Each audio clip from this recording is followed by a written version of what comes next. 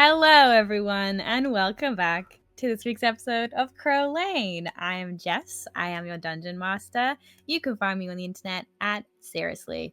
Don't have a bit today? That's it. I'm going to pass it over to our lovely cast to introduce themselves, starting off with Bree. Hey everyone, I'm Bree. I use she, her pronouns.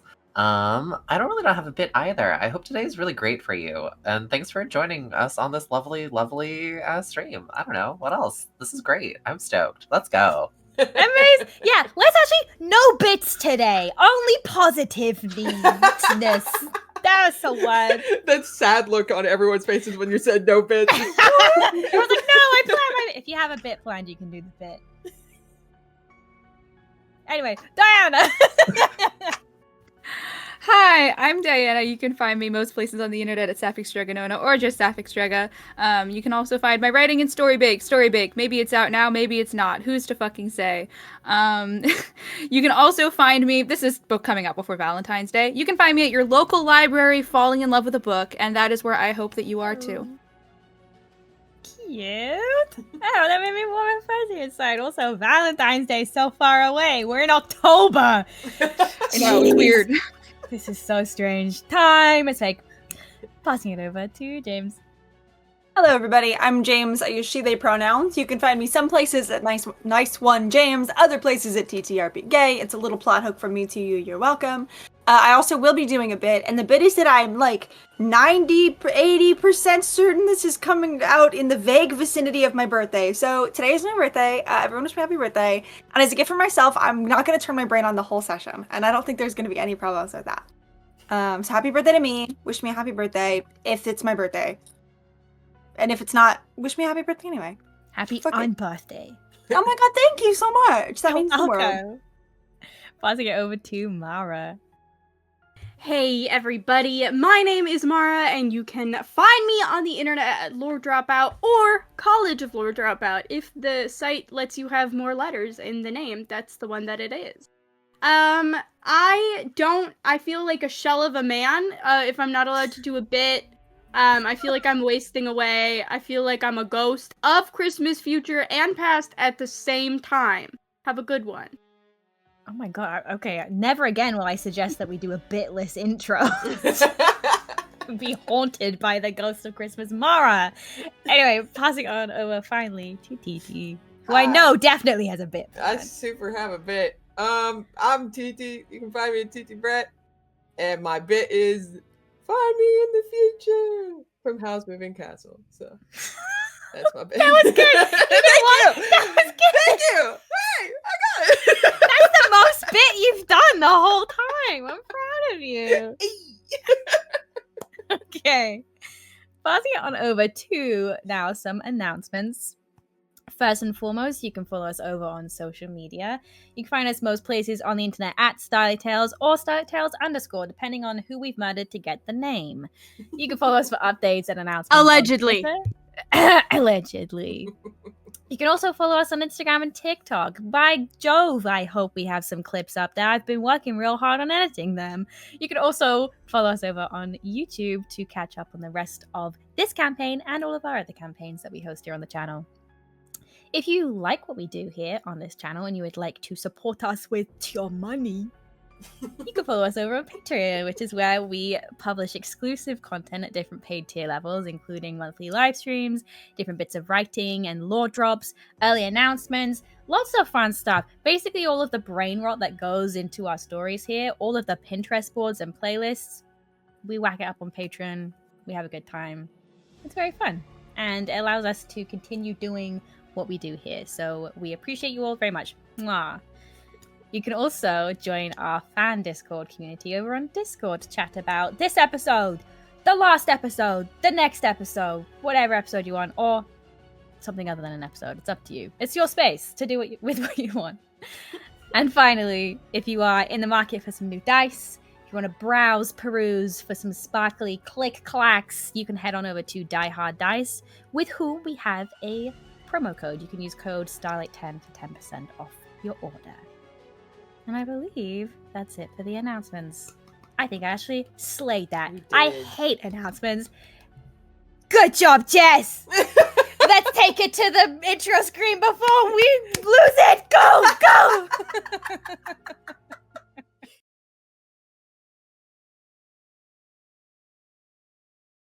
Last time on Crow Lane, 3 siblings found themselves trapped in a pocket dimension from the past as Tenant Ruby and Adette discovered where their Aunt Sloane had been hidden. Reva and Rodella had an eye-opening conversation with Henry Harzipper, who revealed that before Molly figured out how to transform herself into a hag, the pair of them had once served an entirely different sea hag together. He also revealed that Molly had been the one to discover the ancient gun currently in their possession, only she had an apparent alliance with whatever or whoever had once been trapped inside. After some quick thinking from Nadette's girlfriend Sam, the 3 siblings and their aunt were broken out of the pocket dimension, and everyone was finally able to get their first long rest following the battle at Crow Lane. The next morning, everyone reconvened at Tennant and Rose's cottage to unpack all they had learnt, and soon discovered a new being was now possessing Molly's gun, a pre-shattering Dorithium citizen who had been existing as one of Wallow's many combined souls for the last 10 years. As more pieces of this complicated puzzle come together, we pick up back where we left off, with the entire Crowcolt family surrounding this growing conspiracy board in Rose and Tennant's kitchen. Family, what are we thinking? What are we doing right now? Processing the information that we just learned. I think because Nadette is like still a little high, and so sleepy, I think is like fully down in the chair, so like just her eyes are peeking out over the table, and like is like trying so hard to stay awake, and it's not working. But will like every time he's about to fall asleep, will like reach up and grab a handful of cereal and drop it in and sink a little bit more, and that's just been going on for a while. Sure. Rose, I think, as you're kind of like standing at the table, you hear like 2 consecutive little behind you. And Do a very slow peek.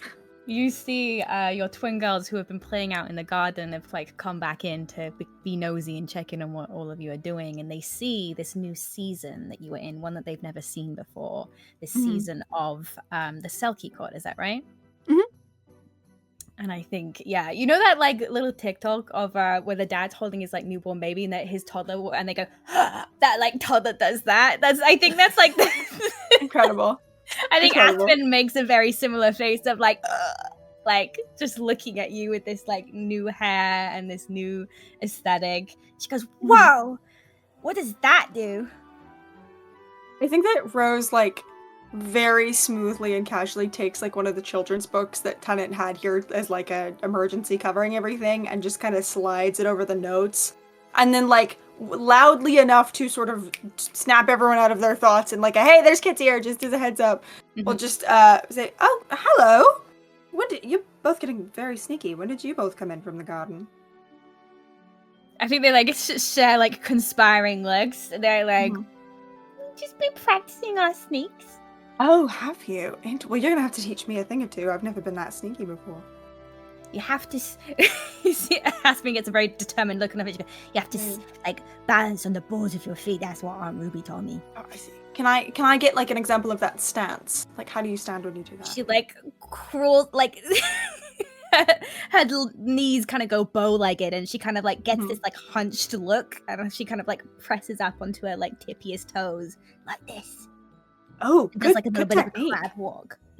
I think that Ruby at this point has like snuck up behind her and just starts correcting her stance. You touch her, she goes, ah! Oh, that was really good, Aunt Ruby. Thank you. You almost had it, but just a little bit in and down. I don't know, Ruby, have you tried that stance? Have you tried that technique? I think it's good. Yeah, that's what I always do. Yeah, give it a shot. Nailed it. You got it. Yeah, it's good. Good, it's good. It's funny, you look just like your dad when you do that. She She like wrinkles her nose and she goes, "You look like Naomi when she's trying to do a poo." And Aspen goes, "No, I don't. Naomi looks like this. That's what she looks like. I'm doing this." Yeah, I just would let this bicker happen. And I think Rose, like, there's something sort of, like, fond and wistful on the expression as Rose, like, revels in something normal for the first time in 2 days. Like, just, like, Yeah. fully unequivocally normal. And then I'll just kind of reach out and, like, smooth a hand through one of their hair and just... Sorry, did you ask me a question? I was very, cult of God because you're so sneaky and I forgot what you asked me. Rose, you smooth a hand through like Aspen's kind of like blonde hair, and you Yeah. notice just a little hint of winter whites just at her temple. Oh, I have to leave. Thank you. I'm not coming back. I think that Rose like smooths through it and like kind of like takes it in her finger and like wraps it around and doesn't say anything, but like brows knit together just a little bit.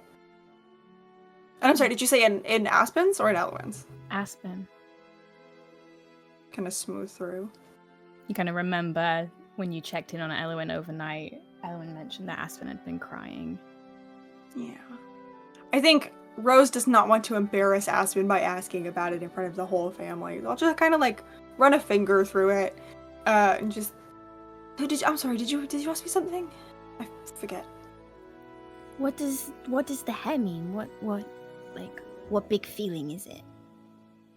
Oh, I don't actually know. If I'm being honest, this is not a familiar change for me. But I think at least part of it has to be very proud of my very sneaky children. Elwyn like takes your hand very sincerely and goes, "It's okay, Mum. Sometimes there are big feelings we just don't have the words for." Yeah, you are very wise. You get that from me, I think. Yeah? Well, I don't get it from Dad. No, I know. Shoot a glance over to Tennant. I think Tennant's like balancing like fantasy Cheerios on like Nadette's hairs just to see Yeah. Real. how many they can stack there. Incredible. Yeah. You see as he's in the middle of doing this, Tennant gets like there's a buzzing from his pocket. And he picks up his phone, and brows kind of like knit together as he looks at the phone, and he kind of like takes a step away from Nadette to answer it. Does anyone listen in? Yes. Yeah. I just learned my husband was talking to my brother for the first time willingly. I'm eavesdropping on that. I think you the first thing you hear is, "How did you get his number?" Oh. What? Did she say why? And then you see Tennant like find your eyes across the room. Make an insight check. I would love to do that. Oh, beautiful. That's, I can't do math. 26. I think you see a little bit of like a bitchy look kind of settle in like Tennant's expression, very kind of like very Rose guess in its presentation. Just a little bit of a bitchy like, like learning new information. And he goes, "Okay, yeah, escort her this way then." And he hangs up. I kind of like, I think still very aware that my children are right here. I think I just kind of like cock ahead and I will cast message to Tennant and just, who are we escorting? You see him kind of like inhale to reply, and then there's a knock at the door. I just kind of squint at him. He shrugs and rolls his eyes. Does anyone move to answer the door before Tennant does? I think Rodella would be up quickly. Yeah. Yeah, Rodella, you move over to the front door, and you see, I don't know, you probably do recognize it. This is Miss Rosalie, the kids' school teacher, escorted by one of the groundskeepers called Ember. Okay. I have to leave.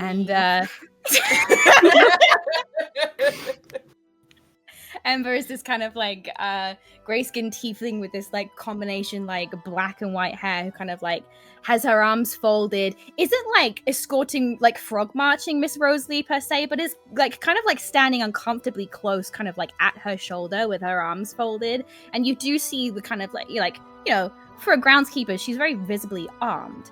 And she's kind of like standing there and she's like kind of like nods at you, Adela, goes, "Hi, this is Miss Rosalie." I think kind of like you can see her eyes kind of like flicking past you into the room ahead. Can I see what she's looking for?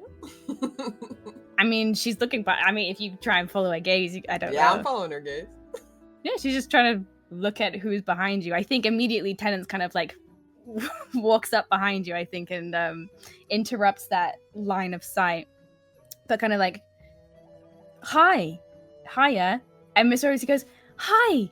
Oh, I didn't know there was going to be a meeting. Sorry. I just came. I know the girls weren't at school today, and I was on my lunch break. I just thought I'd drop some work off for them to do. So it's Rodella, right? Yes. Yeah, lovely to meet you. Hi." It kind of like says hi to Tennant, and Tennant again with this like slightly bitchy look is like, "Hi, yeah, that's very nice of you." And kind of like steps aside and again shoots a look behind him at Rose of like, and you see it clears down his face. "This nosy bitch." I think that Rose heard Miss Rosalie's voice, and anybody in the kitchen immediately watched Rose go into Chris Fleming, "We can't let people know we sit" mode in the middle of this house, and as quietly as possible just started like moving dishes into the sink and like trying to cover them and just like frantically tidying up. And I think the minute that like Tennant meets her eye, Rose has a mixture of like, "What the fuck is she doing here?" and like, "What the fuck is she doing here?" Like it's both those expressions at once. As she just, like, very quietly takes a bunch of plates and pushes them out of sight on the counter. I think Aspen and Elwyn, kids, nosy, someone knocks at the door, they want to see who, immediately go, "Miss Rosalie!" and, like, run up to her and kind of, like, I think kind of, like, stand on, like, Tennant's feet and, like, stick their heads in between his legs, like, hi, sorry we're not at school today, hi. And Miss Rosie's like, hi, guys. Everything okay? Kind of looks back up at Tennant and goes, "Yeah, everything's fine. Why?" Just a little bit like of an icy like clipness to his voice. Rodella, are you doing anything at this moment? I think Rodella's just observing the dynamic. I have to say, Rose and Tennant PTA parents is probably my favorite thing in the entire world. It would be every PTA's nightmare. The worst parents to have on a PTA, actually. Can I say also, I do think that, because James just remembered this, I do think Rose is like stuffing things around and then does like glances at Nadette and does a full double take at Nadette and is like, "Oh my god, there's a high person in my house. There's children here and there's a high person in my house." And like fully like slams a window open, tries to light a candle and can't get it, and like shoves it into Ruby's chest in like a "you're a tiefling, light this" way, and then just like takes a blanket and throws it fully over Nadette. Like just Nadette entirely over. Sunk basically entirely under the table, because Nadette is also probably had Miss Rosalie, and so it's like, no one can know. No one can know. You so throw it's this just blanket over Nadette, and there's this like scattering of like stacked Cheerios as they go all over the floor. Meanwhile, Miss Rosalie is kind of like getting a little bit like flustered at the door, and it's like, I didn't realize. I mean, it makes sense. Obviously, there's heavy security outside. I'm so sorry. I just breezed in. I shouldn't have done that. I should have, called ahead. And he goes, "No, it's not a problem. We have this one, keep an eye out." And kind of like Emma raises an arched eyebrow at him, and again is still kind of like spends a second giving him a direct look, and then is immediately looking past him into the house. In the midst of all of this chaos, like Riva hasn't moved and her gaze hasn't looked away from the conspiracy board. Sure. And it's just like a mirror. It's like it's Tennant's like icy cold expression, but bold in like grayscale and in like a gothic font. Like she is so cold serious right now. Gothic font is so funny to describe an expression.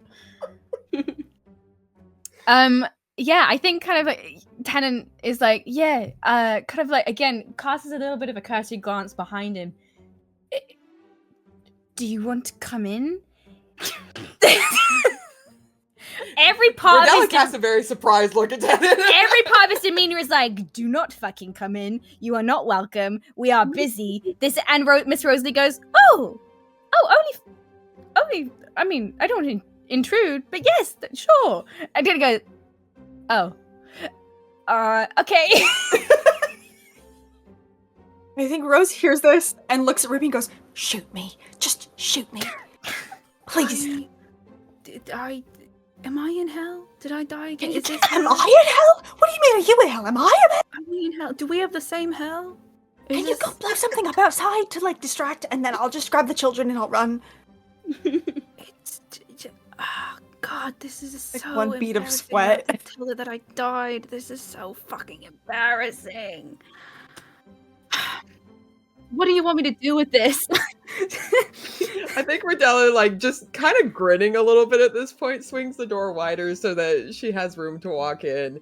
And then I think, like, catching that Ember is still, like, very keenly trying to, like, you know, is putting a lot of effort into looking past, just kind of, like, turns and looks, and then leans over to Ember and is like, need something?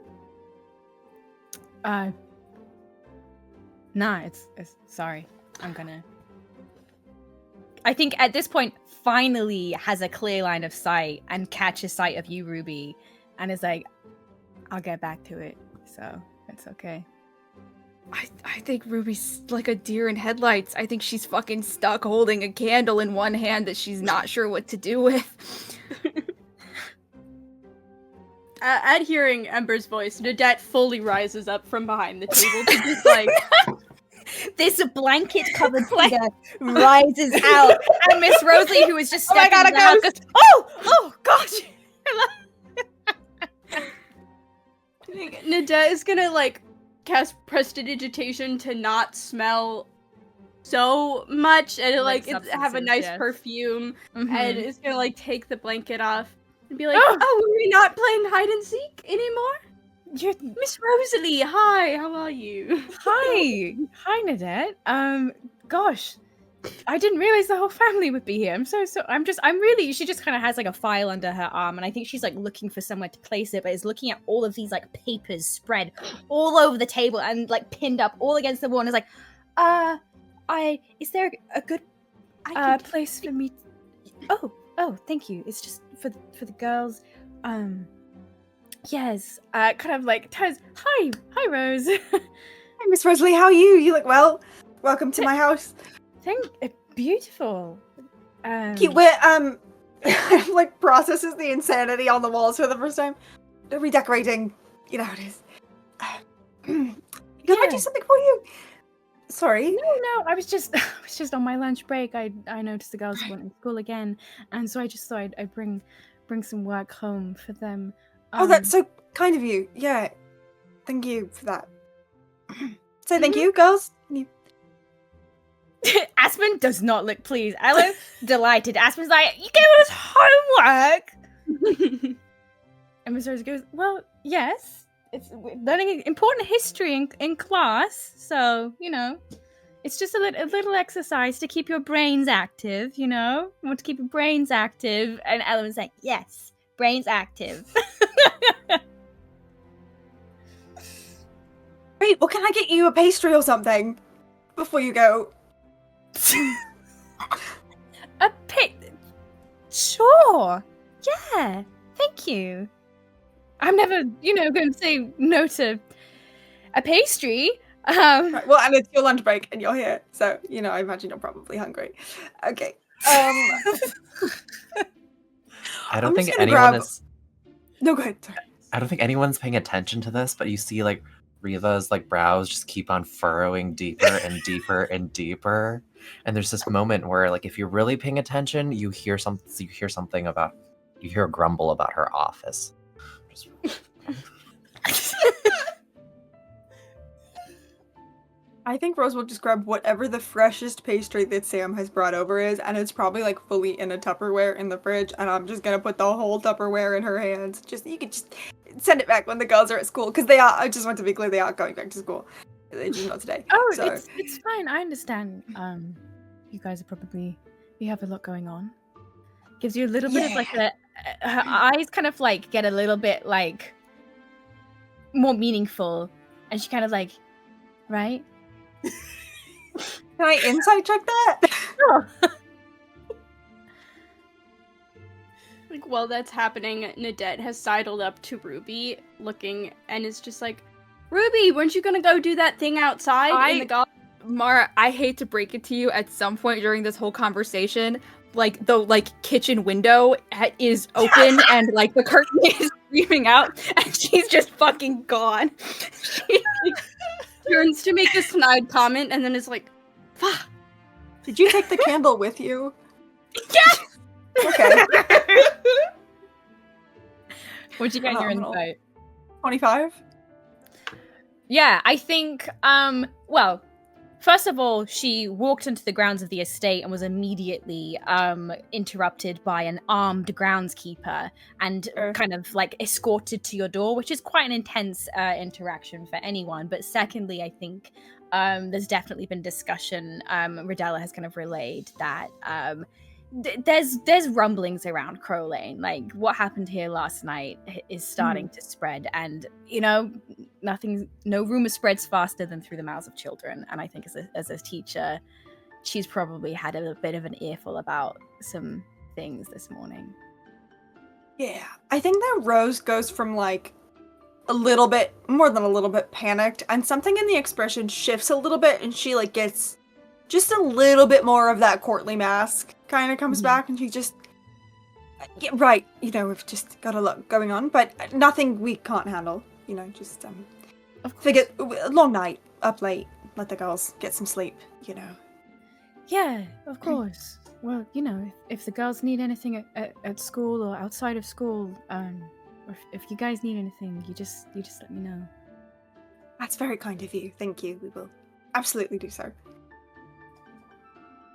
Okay. Kind of like takes a pastry from you. Yeah. And kind of like gives you like a kind of like puts it in like her little light bag. I won't take up any more of your time. You're clearly busy. Yeah, just I'll go. I think Rose bites back and, are you sure? And then goes, that's too much. I just... And it goes, are you sure? And she goes, yeah, no, definitely. Take care of yourself, and starts kind of like backing towards the door, and I think maybe kind of like kicks the board that you're looking at, Reva, and that kind of like the board rattles and a couple of like sheafs of paper kind of like come unstuck. She goes, oh, sorry. Oh, Miss Crowcolt, hi. Sorry, I didn't even see you there. You were so quiet in that corner. Can I don't know how well I want to glare at this moment. How well or how much? Both? Uh-huh. Both, I think. At Okay. this point, there's too many distractions. I'm Sure. gonna roll. I don't even know what I'm adding to this. Intimidation check? Yeah, I think there's so much going on at this moment, and all Reva wants to do is figure out this goddamn mystery. And there's so much stuff going on, and there's so much noise, and there's fucking cereal on the ground, and there's a bunch of nonsense with a candle, and now there's a bunch of like elementary school homework over this stack of notes that I made. There's so much stuff going on where I'm like, hey team, what the fuck are we doing right now? And why are my grandchildren's elementary school teacher stopping by for fucking lunch on a Tuesday? So I thought it would be funny. That's a 23. Excellent. She gets fixed in this like piercing glare that I think has silenced 1,000 men before her and will silence 1,000 men after her. And Miss Rosalie, in true fashion, closes her mouth, gives you a tight smile, and wordlessly exits the cottage. Tenant Have a good day. closes the door. Ruby took my candle. Ruby. Hey.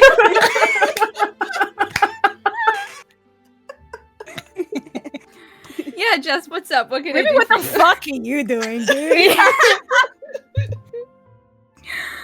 I think that Ruby's first instinct was to leave that house and just like get on a boat now and frankly never look back and go start a new life in another system. That gets her out of the house, just out the fucking window. But I think that she curbs that instinct a little bit, and kind of comes around the side of the porch to wherever Ember is. I don't know. I if think you they're still can. there. You don't see Ember, but you do very much immediately. Your kind of hunter eyes see her tracks, kind of like leading. You know, she's walked back off the. Reestablish I'm herself at gonna her follow post. them. I'm Cool. gonna follow them because I feel really bad. You Just power quite walking. easily catch up to her. She's kind of like walking through the rows of what were probably a week ago very meticulously trimmed, you know, hedges and bushes in various like ornate shapes that have now become a little bit more monstrous in their appearance as they've kind of like grown these tendrils. The gardening's not been quite up to scratch on account of everything that has been happening recently. There's been the everything of it all. Yeah. We've definitely reorientated the gardeners to give them guns and keep an eye on the house, which, you know, Ember has been doing. for sure. I think you pad silently up and approach her from behind, making not a whisper of sound, and yet still she pauses. And kind of like you see her kind of like tilt her head in acknowledgement of your presence and goes, "Oh, hey." Hey, sorry about that. Did you call my brother? She turns around. I mean, yeah, he is my boss, so. Right, that's true. Forgot. I'm sorry I think he about did too. that. Yeah, I think he did. Sorry about all of that. I imagine you've heard, but we're kind of in the middle of a huge crisis. Yeah, I heard and one it's or been two a things. few- Yeah. How much did you hear exactly? Well, I saw your house was on fire last night, so. Right. Yep, it was. But honestly, we've been meaning to redecorate that wing anyway, so Silver probably gonna linings. work out. Yeah. You good?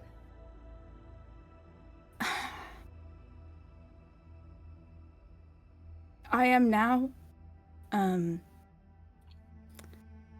I was like dead technically for about 20 minutes, maybe 25. I'm not really sure. I didn't check the time beforehand. But I mean, I am now. I'm fine, probably. I don't know. I haven't seen if there's going to be any long-term effects. But short-term, fine. And then I did get stuck a little bit in a magic gem with my aunt in a, you know, nightmare of her own creation. But that's done, and so probably fine. How are you? It's a long pause. Without even an insight check, I think you see from the very still expression in her face that when you kind of tell Ember that you kind of died a little bit, I did die this a little isn't bit. necessarily hugely surprising news to her. Okay. But then you mentioned the gem and like her eyebrow does kind of quirk a little bit. That's definitely like, oh, okay, that's new. But very much puts back on like a impassive kind of like expression. Wow, that's a lot. Yeah. It's kind of just... It is a lot, but also it's kind of just Tuesday.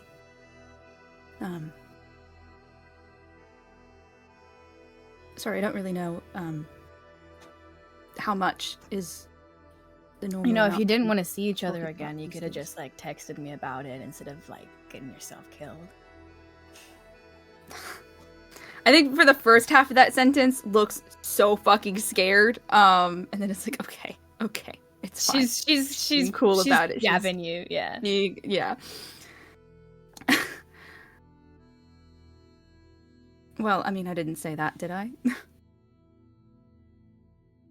You didn't say much of anything, so. Right.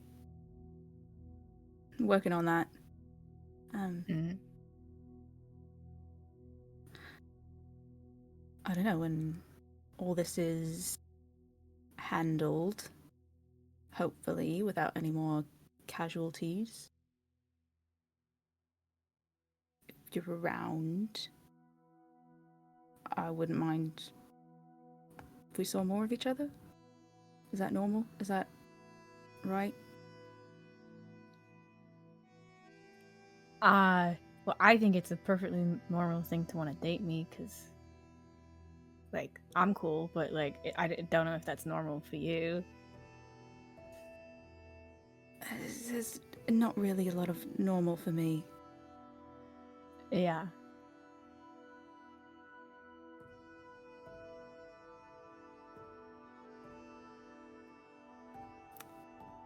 Well, I'd like that, but,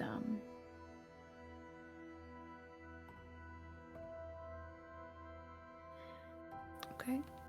Cool. You've clearly got, like, a lot going on, so. Yeah. Hopefully there will be a real briefing. Yeah, long story short, my ex-grandmother is alive, maybe, kind of. She's pretty fucked up right now. I don't really entirely understand it. I thought it was your grandfather that was, like, the issue. I mean, he was definitely, like, a big part of the problem, but, Got it. you know, it kind of spread, like these things do. Oh, sick. Cool. And I think at this point, starts to get, like, it realizes that she's still holding a candle, and has been kind of holding I this just kind of candle in flicked front of her. down to it, like, a couple times, but it hasn't said anything about it. I don't know why I'm holding this. Kind of just puts it down on the ground. But now is like, oh god, there's nothing for me to do with my hands. And I think that, like, still not like turning away from her entirely, but starts like absent-mindedly like druid crafting some of like the briars and all the like hedges to try to like clean them up a little bit. Yeah, and you know, if everything goes, it might actually make your other job, the job on paper, a bit easier, hopefully. Think we found out why grows here. So. You know, I, like, have no gardening qualifications, right? Right. Okay. Yeah. Not like. So it's 100% just kind of what we put on the tax forms. Yeah. Right. I also kind of, like, lied a little on my CV, but, like, who doesn't? Well, trust me, if you lied, they definitely caught it. I just don't think that Mum really cares as long as you can shoot a gun. I figured she's not really pulled me up on, like, the terrible weeding job I've been doing, so. I think there's a part of her that's like, yeah, the weeding, and it has been like,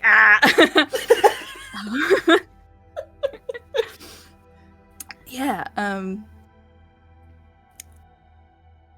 yeah, thank you for, stopping by. I don't know if you had to, or...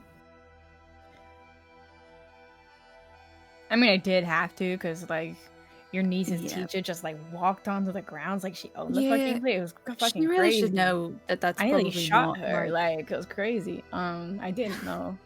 But yeah. I was gonna check in at some point. Especially after last night. You know, like the whole like city is kind of like aware, right? No, but I mean that does make sense. It's a small town. God damn it. Okay. I feel like trying to explain everything to everyone now would be just kind of ridiculous, but also if more things keep catching on fire and exploding, then there's going to be a bigger problem. Hey, I can like start a few cool rumors about you. Cool rumors. What qualifies as a cool rumor? That you died and came back from the dead. That's pretty cool. I mean, I agree, but no one else in my family seems to. They That's kind of just valid. all look at me very sadly whenever I try to talk about it. Which I guess makes sense. I think they got the worst deal out of last night, honestly. Is that right? Yeah, I mean, I just took a break for a bit. Well, if you do want to talk about it, you know where I am. Yeah, I might take you up on that. But I'm still not very good at talking, so we might have to find something else to do to fill the time. I got nothing else in my repertoire, so. Right. I should get back. They get nervous whenever I'm out of sight for more than 20 seconds now. They're probably turning the house upside down looking for me. Sure. But, thanks. Yeah. I'll, see you around. Hope so. Don't die. I will do my best. I'm trying so hard these days. Can't make any promises, but an attempt will be made. She kind of takes like a direct step, like, and closes like whatever like distance there is before you, and kind of like, just kind of like in a very quick motion, flings an arm around you and goes, "Try harder," and immediately breaks away, and turns on her heel and starts to walk off. Just stands there in a beautiful moment of gay panic and also enjoying watching her go. Starts to head back to the house, stops, goes back for the candle. And yeah, I think as soon as she gets out of the line of sight, fucking fist pumped and heads back to the house.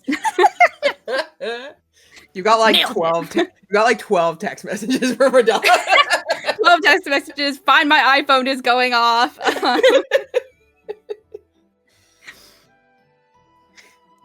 And I think Back around in the the time house. that, when Miss Rosalie leaves, I think when she like goes to open the door to leave, Ruby's standing on the other side of it with a candle. Oh.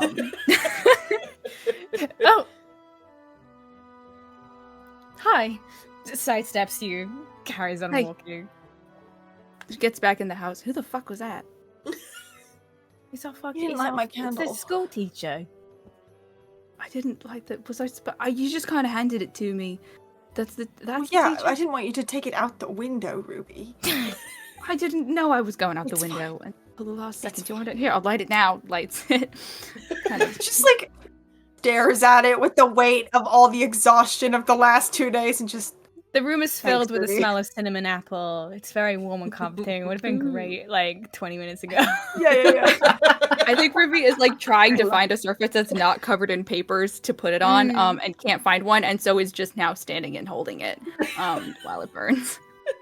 And then we'll go and stand next to Nadette, while it's going. I think exasperated. Sorry. No, go ahead. You go. I was going to say exasperated. I think Rose will just blow out the candle, pluck it, and put it back exactly where she picked it up from in the first place. Nadette is just doing big eyes and eyebrows at Ruby.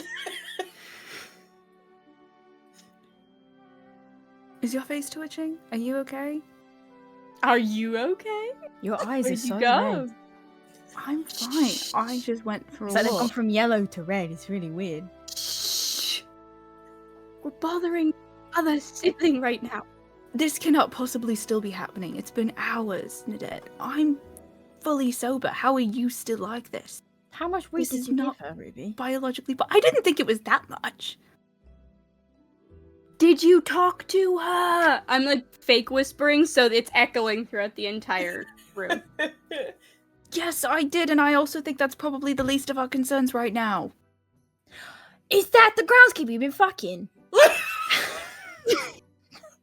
Martella's head whips around. Takes the blanket and like wraps it around herself, and it's just.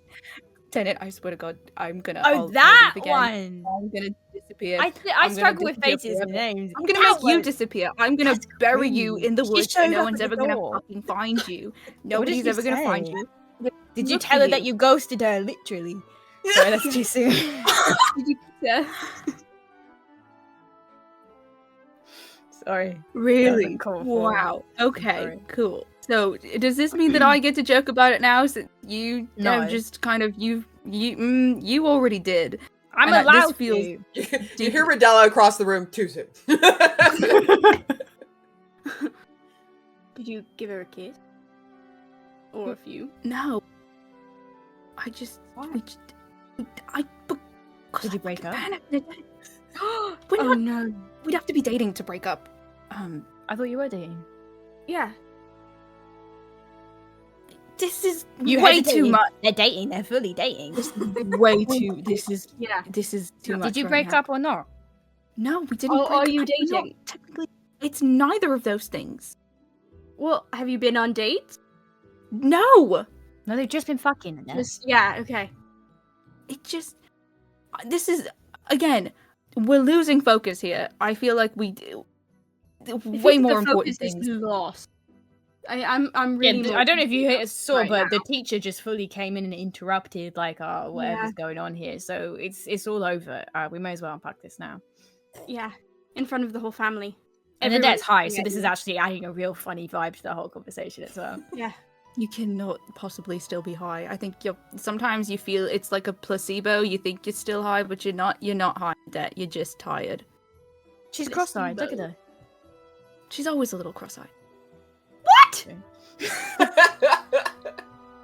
I think as they're squabbling, Rodella sidles up beside Riva, who I'm sure is still staring at the board.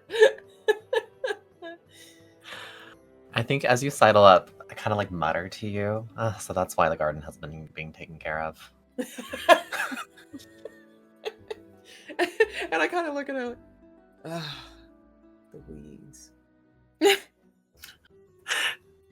Take a long sip out of my mug. Riva, you feel like a little bit of like tugging on like your pant leg.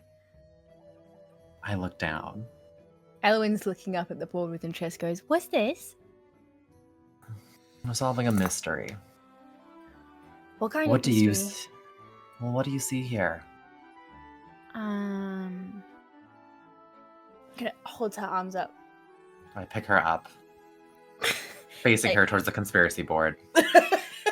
Gets a very concentrated look on her face.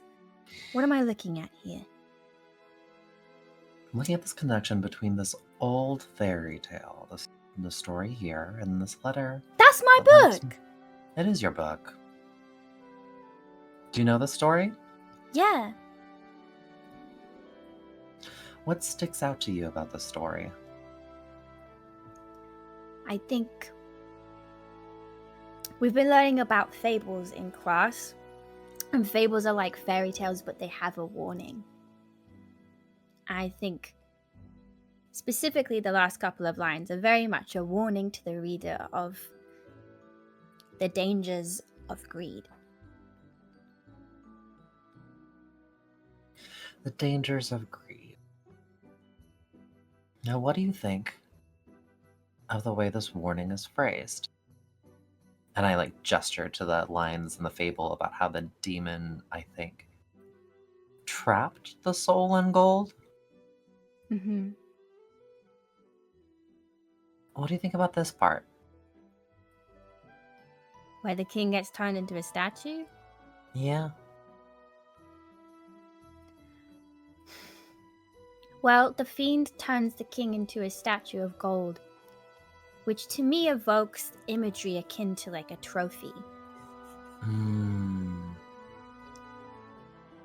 A trophy, a physical symbol of hubris. Or victory. Maybe the fiend is happy with his work.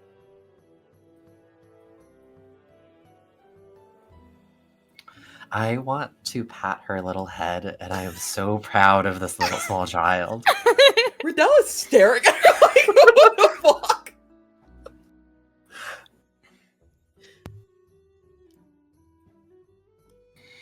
We're learning about fiends in class. Yeah, you have homework. I think Ridella kind of plucks the child out of Riva's arms. And he's just kind of like staring at her like, what kind of ancient soul just spewed out of this child? Just like... Genuinely, I think there's a slight amount of annoyance that Riva feels because she's like, yes, finally, a kindred soul. Someone who understands what I'm going through in this house. Finally.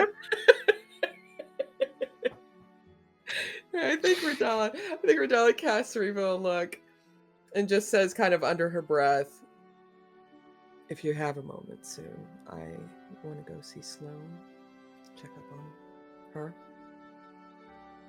Of course, dear. Wait, so what were you learning about demons? Fables? Ridella rolls her eyes so dramatically and walks over to the table and like pulls up, finds some space on the table, like moving a few things around and just kind of like looking around for Rose and everything and Tennant, and then oh, sweetie, no need to tidy up. We'll just pin it right here. And I start pinning the homework to the conspiracy board. I will say, I do think Rose has been leafing through the homework. I think the bickering started and Rose went, well, this is going to go on for a minute. I kind of wandered off and started leafing through, pausing, I think, only to like sort of vaguely register the conversation about like just fucking, and then the small tiny child voice approximately 10 spaces to her right, and then I think just like very quietly when Tana came over just said, in about an hour when our children start asking what just fucking means, that's on you. You're explaining that? I'm not explaining that. What? I didn't say anything like that. Mm-hmm. Yeah. And then I just start flipping through the homework very casually. I figure they're over there, it's fine. They got it. Immediately kind of like, so this homework, minimal text on it, very much like, there's lots of like little smiley faces, like with like little devil horns on there, and just kind of like incredible. Riva's face is so serious looking at this.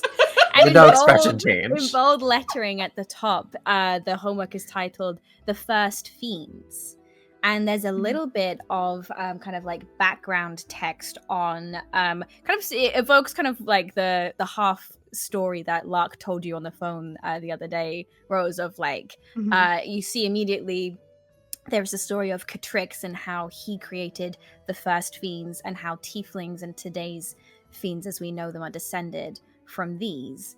And beneath this passage of text is like a fill-in-the-blank exercise. And there's 10 entries, and each of these entries are kind of like formatted with where's my note? So, for example, the first entry, there is a blank, and then it says the deceiver. And then the second entry, it says Adelaide, and then blank. And this goes on for 10 different entries, and some of these entries have a name, and then the tag is missing, and then on some, the name is missing, and the tag is complete. And this is basically an exercise for the kids to fill in what is missing here. Nadette comes over and is like, I remember this assignment. I did bad.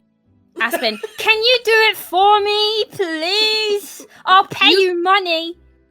You don't have... What money do you have? No, I shouldn't I go stole that. 10 quid from Dad. Dad goes, what? Good job. I would, except I think I got like 4 out of 10 on this. So you probably don't want me. But you know who helped me with it and why I got 4 out of 10? Why? Because your dad helped. Dad! She's like, I'm fucking nuts. Aspen goes, Grandma, can you help? Radala looks at Reva. The history of fiends. Do you want to do this together? And I pin both of the homework assignments down a level so it's within easy reach and distance for both of them. Elwyn takes up stance beside you, very straight, kind of like still holding your hand, kind of like scanning the homework. Aspen trudges over, dragging her feet, and kind of like thunks her head against the board. I can't read it. Yes, you can. Don't disappoint me. Reba, a very sharp look.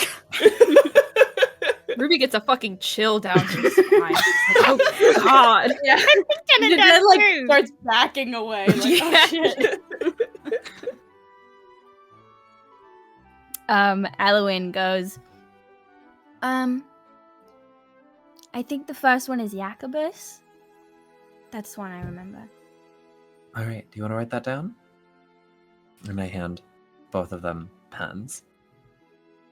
Kind of like starts Aspen and me goes, I don't know how to spell Jacobus.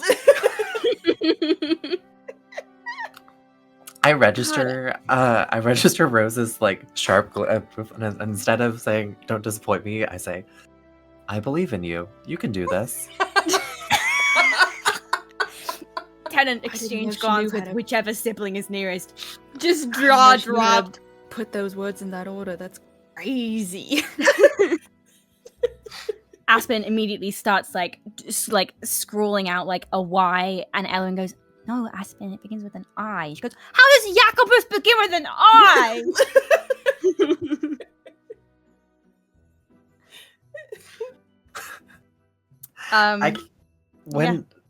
Oh my god, I look at Tenant. He just looks at you and like, what? What did you expect? And I look back and just like sort of better. Fuck. I walked right into that one. I think while this is going on, Nadette is gonna make eye contact with Ruby and be like, "Do you want to get out of here? Go do some different stuff?" Okay, gonna Anything, like back please. out. Yeah. I think Will, very cognizant of what's been going on, just like tap Rodella on the elbow as she passes, like, "We're leaving. Don't freak out." Rodella kind of like glances very sharply over between the two of you, sees that it like you're not going alone, you guys have each other, and just kind of like squeezes Nadette's arm and lets the two of you walk out. I am gonna make eye contact at Rose before and just be like, "Do you also need to get out of here? You've been through a lot this morning." I think Rose gives you a little bit of like a thank you, but these are my children and I need to make sure that Reva doesn't give them trauma kind of expression. Just like a little like nod and a half shrug. You see that I'm now like crouched down and are looking at both of these homework assignments very seriously. Reva, to give you the full list of names in this homework assignment, you have Blank the Deceiver, which has been filled in by Aspen and Elwyn as Jacobus. The next one is Adelaide the Blank. Then you have Thyreesa the Blank, Naichi the Blank, and then the next three are Blank the Vengeful, Blank the Corrupter, Blank the Anarchist, and then your next two are Oshin the Blank, Freyuk the Blank, and then the last name on this is Blank the Avaricious.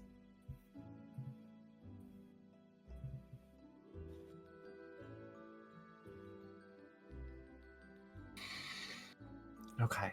And I think what's happening here too, it's like that thing where you ask your parents to help you with homework, but they were like, "Oh shoot, I did this a long time ago, but I don't exactly remember." And this is something that's very specific because my wife and I literally did some long division the other day just to be like, "Can we still do this?" Don't ask how it came up. But anyway, I think there's this moment where like Riva's taking this so seriously and trying to pull the sort of like, what do these names mean? And wait a minute, there's a connection here. The avaricious, like what is going on? And can we use this somehow? Some way to break apart the power, all of the souls that have been amalgamated and diminish the power that is currently held by her stepmother? Sorry, what is the English? Yeah, it's stepmother, right? The step mom, I guess. No, is that right? What's the I don't know. I don't The know family because relation. she pre-cursed. Yeah. So I don't. Is that still stepmom? Listen, I've got ex-step grandmothers. That's kind of just how the ex-step grandma. That's yeah. Step There's no mom. good word for it. Yeah, okay. Got it. Okay. I think Rodella has kind of like honed in to this as well. And her eyes have kind of like focused on Avaricious. And she's not wanting to rush the children, but I think she kind of like glances down at Elowen and taps that one. And then casts kind of like, you too. Glance at Aspen. Aspen's like doodling like a picture of Riva, I think, with like a really long curly tail on her homework. Looks back to Elowen. I think she's racking her brain as she's pointing at this, but can't recall. Because, you know, I think they've all done a bit of research on fiends in general, just especially when Rodella first joined this family. I think she learned a lot about tieflings and their culture and their history, but at the moment is completely blanking. So I think she taps the paper and just kind of looks at Elowen. What about this one, sweetheart? Mm.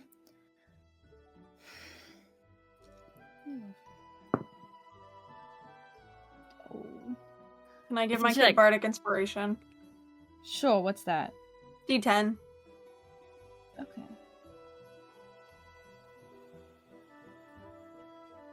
God, that's a high bardic. Yeah.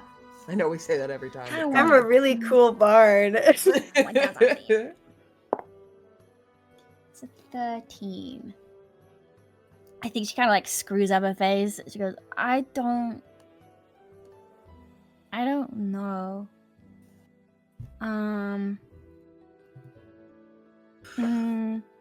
Can I give the help action and kind of just say like, that's okay. Take a moment.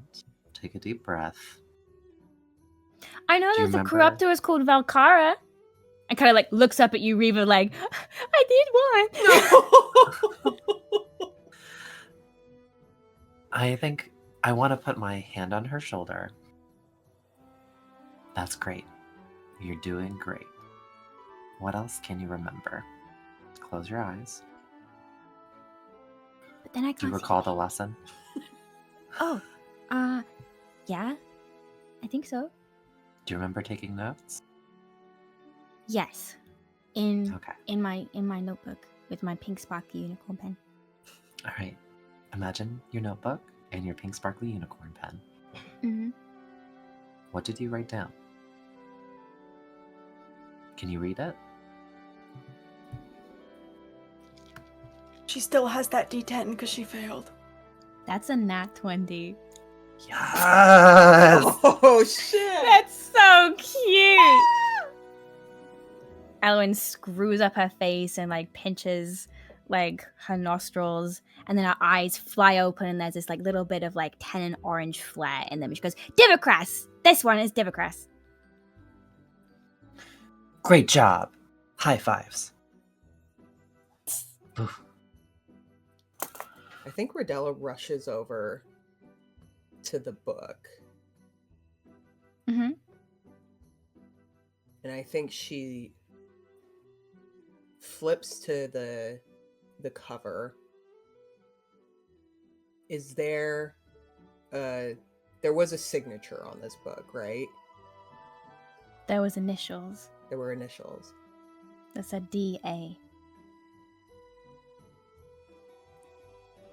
I think Rodella takes there's just an intake of breath. And she hands the book over to Reva.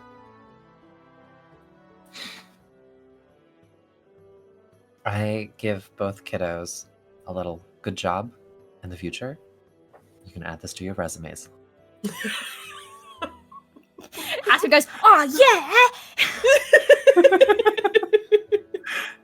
The little joking smile comes up, and then I want to make eye contact with Rose, realizing at this moment that the hyper focus on the conspiracy board and the mystery at hand has led to a potential overstepping of a boundary or a relationship. So I kind of look to you to be like, was that okay? I think that at this point, Rose doesn't meet your eye, not because she's avoiding it, but because I think that Rose has been really honed in on Aspen in this sort of encounter and is trying to determine if Elowen getting this praise and getting this moment is making Aspen feel remotely shitty, or if Aspen's just having a great time doing her doodles.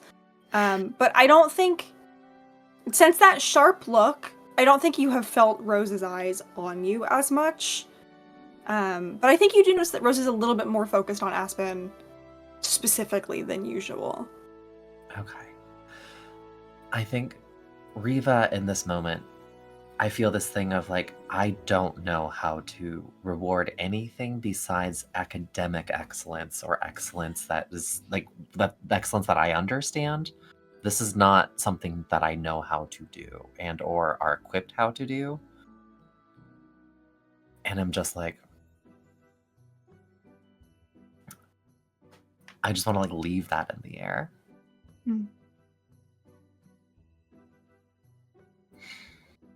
And then I take the book and I want to head over to the table. I think Rodella leans down between the kids and just kind of ruffles Elowen's hair and then turns to Aspen and looks at the little drawing on her homework. She goes, looks just like her. Thanks. I gave her extra for detail. My grandmother does have an extra point. I try to quietly swish my tail.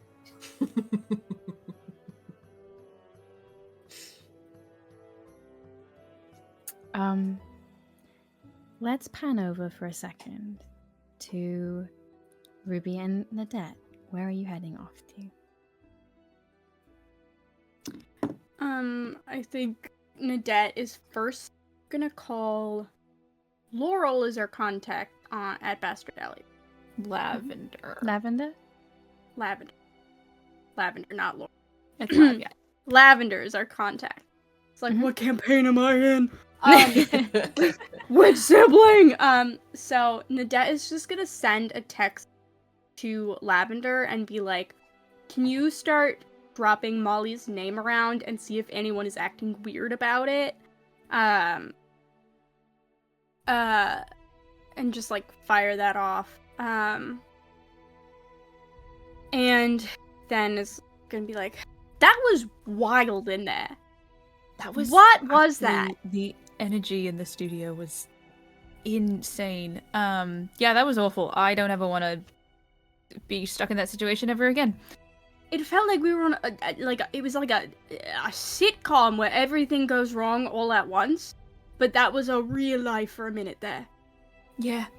And then Mother was being nice and supportive and encouraging, but out of her way to be so.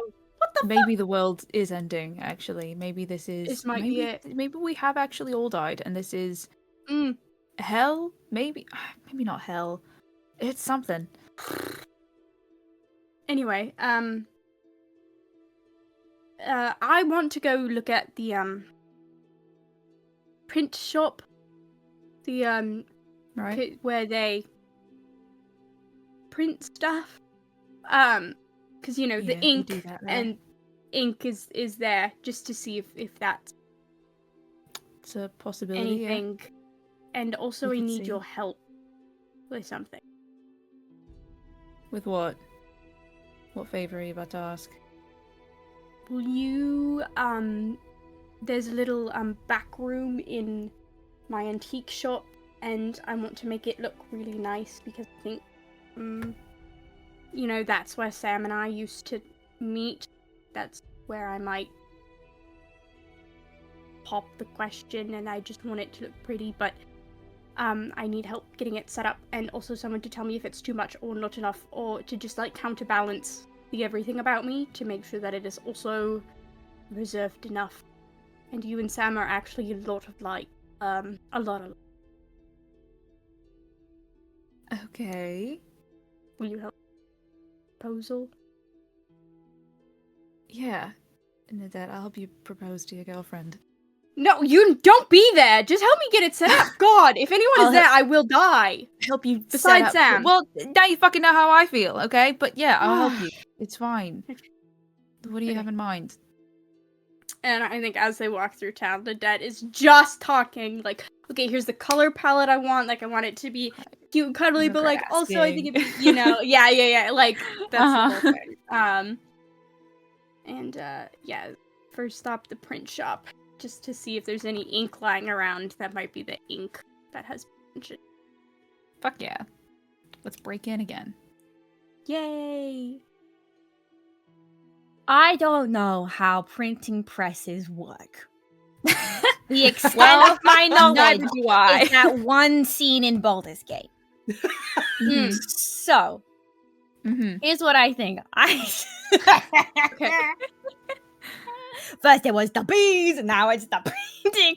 I don't think like the ink that is used to print newspapers or newsletters is like bottled ink that you'd like quill and like used to No, write with. you It's, like screen printing. paint it across the Right.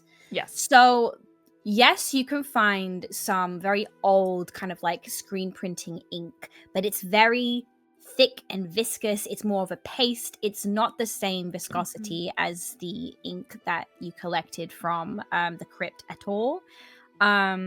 What are you kind of doing with this thing? Are you like investigating anything in particular? I mean, I'll throw out a little detect magic just to like cover our bases. But and yeah, I'll I don't take know. a sample back to that I'm gonna take back to the family because a bunch of people have identify and can just see if there's anything funky beyond the detect magic. Yeah, you don't get any pings on the detect Okay. magic, and you can for sure collect a sample of that if you wish. Cool. Do you do anything else in the printing press? I rearranged the plates so that they say naughty words, but that's That you do notice that there are like books scattered everywhere in this kind of like initial reception area. Ooh. Then I'm in the middle of a naughty word. I have like the C, the U, I'm putting the N in, and then I'm like, oh, and I'm gonna get distracted and go flip through some of the books. They're just regular, like the library books that kind of like the community library books. You don't see anything that stands out to you. Just the last time you were in this printing press, they were all kind of like stacked neatly as Rodella kind of like keeps them stacked neatly, and now they've been like flung across the floor. Ruby! What? They're on the ground. They were neat before. And now they're on the ground. That's Yeah, something. that just when we were doing the stakeout, they got knocked over. We should probably just put them back in case she comes back for some reason. And They don't look like they were knocked over. It looks like someone had a fit. all right, you promise not to tell anyone because I think she's actually pretty embarrassed about it. Crazy. That's a wild way to lead in. Sure, I promise. Well, at one point, we were using the little bit of the mirror to try to look, and then we saw Henry in the mirror, but we didn't. It was Henry. And then I went to hand it to Mom because she wanted to see it. And I didn't think it was going to do anything that crazy. It was showing me very fucked up, horrifying visions, but it was like horrifying visions, and I remained in my body and aware of what was happening around me at all times. And the fact that it was just a horrifying vision, she kind of freaked it and started throwing books at my head and asking where her daughter was and accusing me of being a doppelganger. Shit. Are you okay? Yeah, I'm fine. You don't sound sure about that.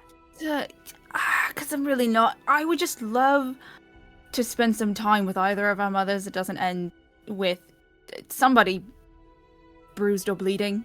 It would be nice. Yeah. Okay. Shit's fucked, but like she's fine. It wore off after a minute. I did kind of think I was gonna have to fight her for a second, and I thought I would probably lose. You would definitely lose. I know, yeah. She's fucking jacked. It would have been awful. Her arms? Oh my god. It's kind of insane, yeah. If I cared at all about working out, like, that would be my goal. They're like, and they're toned, and like, they cast shadow, like, the muscles cast shadow sometimes. Like, if it hits, isn't, anyway, sorry, that's not helpful. I'm really sorry that happened and you had to just kind of deal with that on your own. That's fucked up, and, thanks. I'm sorry. Thanks. Yeah, just don't say I said anything, because I think she already feels pretty bad about it. Well, and she should. I know it was out of her control, but also, what the fuck? Quite But I will literally. keep it to myself. Thanks. Do you think our dad's, like, regular? Like, I if mean, we were to there's meet no him... fucking way. There's But, like, no okay. fucking way. But think of all the, like, one-on-one times we've had with either of our mums. Like, with our dad, like, just like a guy? Like a regular guy? And I know for a fact that he can't be fucking normal because he agreed to have extremely transactional intercourse with our mother. We don't know that. That could have been magic. Which part? Or a turkey baster. I don't know. I don't know what happened, and I don't want to know. And I don't want to know. I mean, fair enough, but still, either way, again, agreed to that with Mum. That's weird. Somewhere in the distance, like Reva just feels a chill down her spine.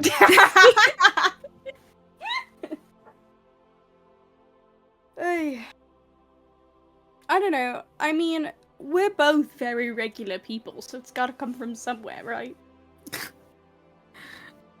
Yeah, sure, it's gotta come from somewhere, I guess. Did you know she's making me apply to a job with the family? Like, application, resume. I do a CV if I went to school. God. That's... Letters of recommendation. You know, I know! What the fuck? I'm trying to think. I don't think I did anything. I think I kind of That's just what I thought. started... She was like, your siblings have both been, they applied and they didn't. Not true, because by the time we started working there, it would have been a violation of child labor laws in pretty much any part of the galaxy. Right. So I don't think that there was too much of a paper trail. I feel like I it was honestly have no probably like, idea. check yes or no if you want to work here, and then she was like, that counts as an application, and Probably. It's probably filled out in fucking crayon. God. Yeah. So anyways, I also have to do that. Right. So, how many have you forged so far? The letters. So here's the thing.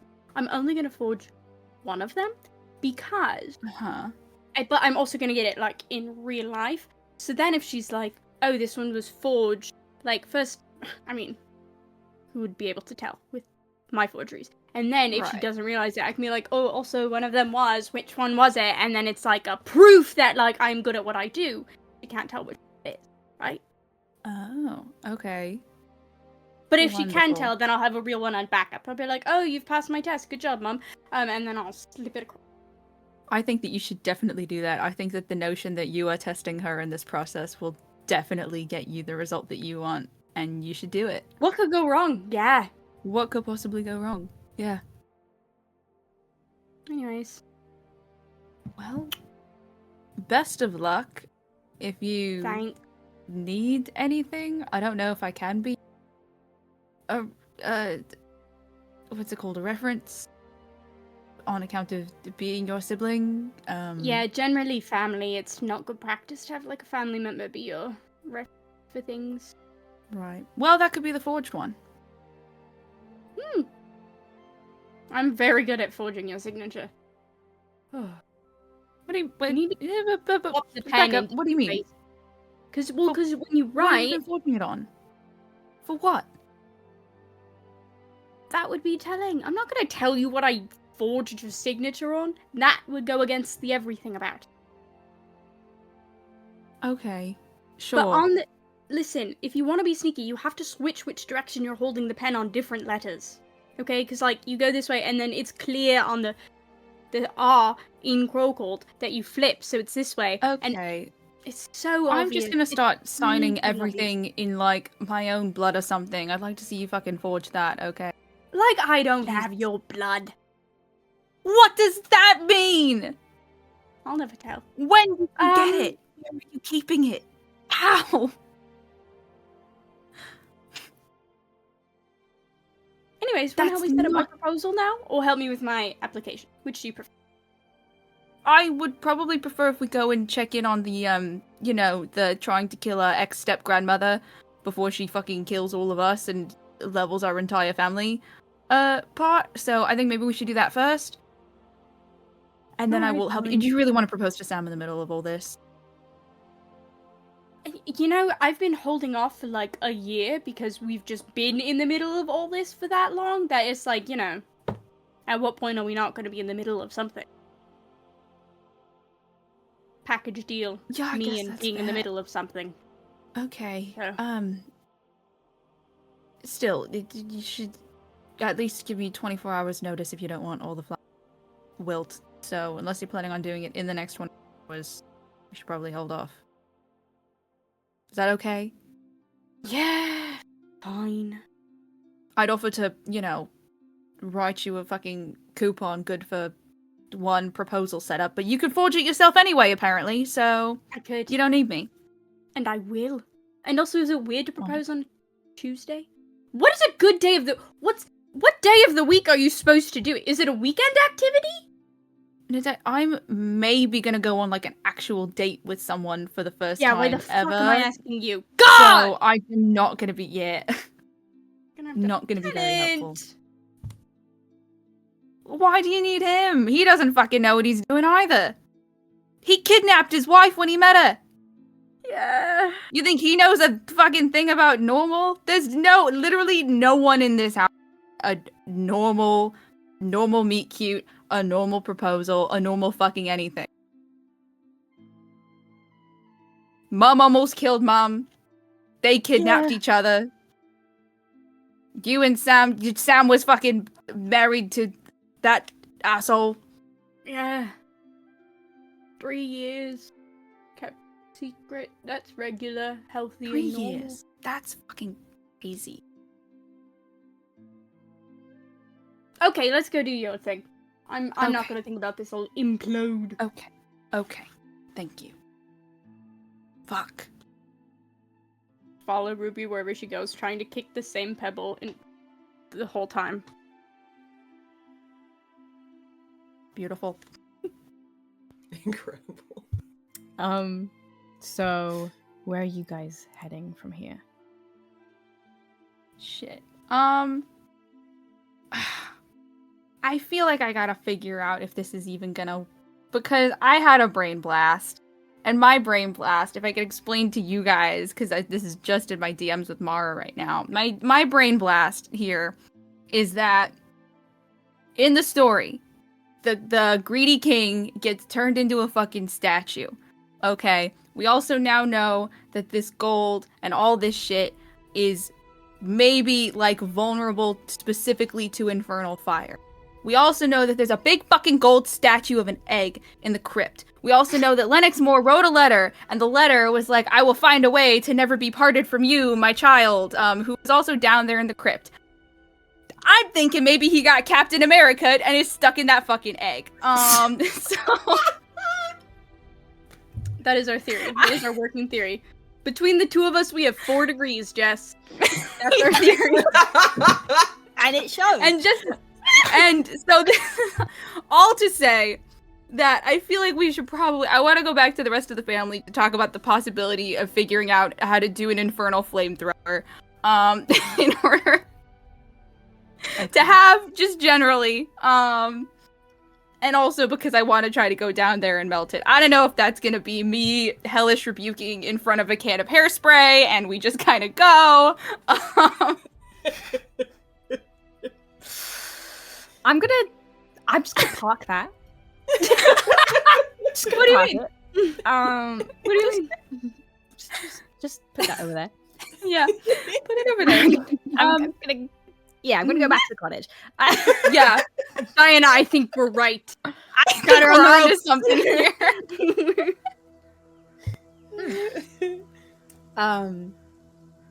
Reva, you are kind of like standing over this table full of documents. I think Elwyn's kind of working diligently on her homework on the board. I think Aspen has probably gotten fed up and is maybe playing with Naomi. I'm not sure. Not too far away. Rose, Della, what are you doing? I think that Rose's eyes have kind of lingered on Aspen for a second too long until she's sort of like processed that it seems like the adults in the family are starting to come back together to talk. And I think as Rose sort of just like tears their eyes away from Aspen, she just like sends Tennant a little like glance of concern and then will like make herself go stand by Reba. I think you and see sort of... Tennant also has the eyes fixed on the kids, and his eyes keep flicking between his mother and the kids, and I think their expression is very impassive, but you as their like partner can tell there is so much like bubbling underneath like the very surface of that it's like very barely contained. They're doing a pretty good solid job on containing it, but yeah, they're having a lot of like thoughts and feelings about that exchange. I think I'll just kind of reach out and like very casually kind of like take their hand and just give it the 2 little squeezes of like, are you good?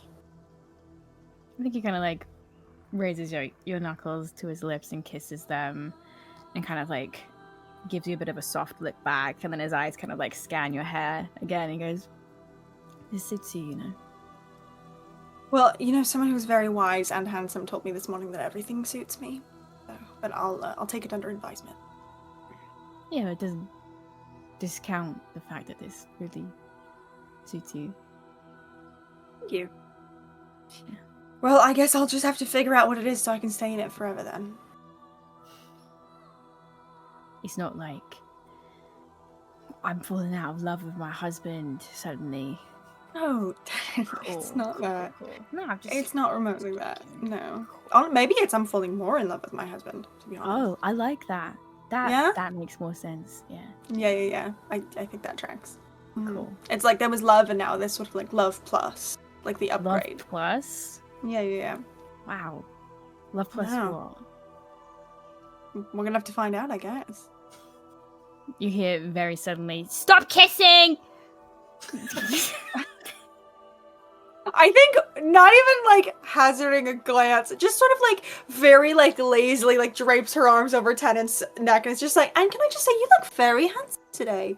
I mean, really, like it suits you. This new look of yours. No, I did actually. Yeah, I grew it out. It's good. Yeah. I think it makes me look very, very young and very handsome. So I was like leaning forward and like kissing like your cheek and down your neck, and then you immediately get gross. Yeah, I think Rose takes this opportunity to just like give Tennant like a genuine like warm hug, and then we'll sort of cave to my children's screaming and just, all right. All right, do your homework. You have things to do. Nosy. I done mine. Aspen fully has not. Yeah. Mm-hmm. Rodella, Reva, what are you guys doing? Yeah, I think they're just like poring over the notes. I think Rodella got a notebook out and is kind of like putting everything down in, order and like trying to kind of like find some semblance of like, pattern in the chaos and order in the chaos. I think Riva is chatting with Elwyn like an old colleague, like just sort of like, what are your thoughts on the themes of avarice displayed across these 3 stories? Well, avarice has been used in many fables.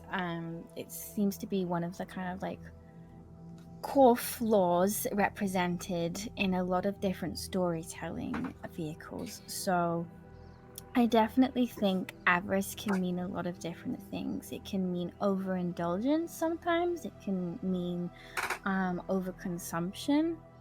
Sometimes it can also mean like big emotions, because greed is thought to be too much of something. Sometimes we think about like too much of something like sadness or like other big feelings, and in stories we use the vehicle of grief to explain how there's just too much of something. And what are your thoughts on Lennox Moore's feelings penning this letter? Oh, who's Lennox Moore? I want to go through the story, and there's a moment here. It's like, it's so nice having a fresh eyes on this. I think I've been looking to.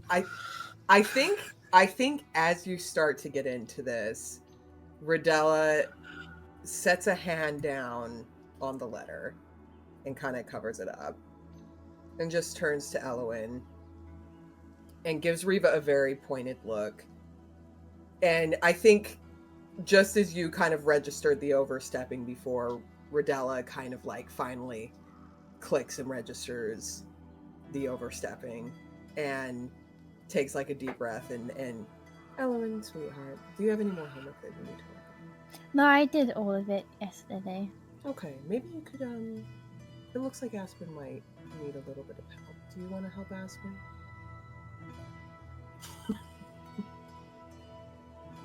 Might be really nice if she can have some encouragement. Okay. Kind of hops off the table.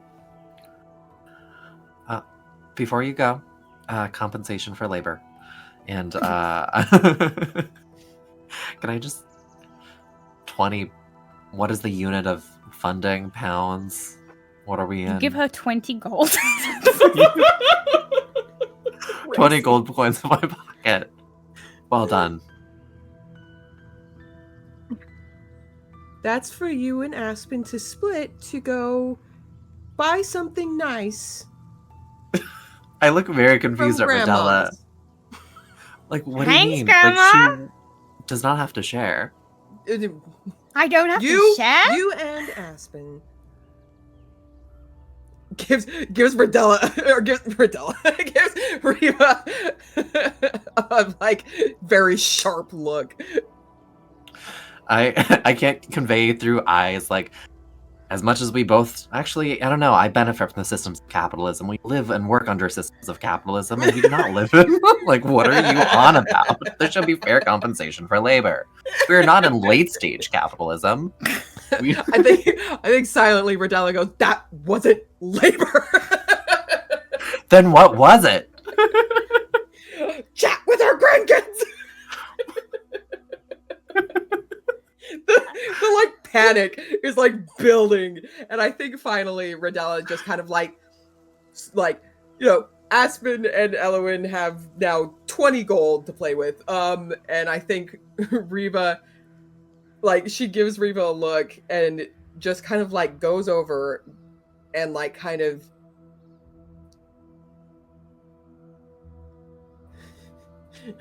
looks like she's about to grab your wrist to like drag you out of there, but like pauses and just kind of, I'd like to go see Sloan.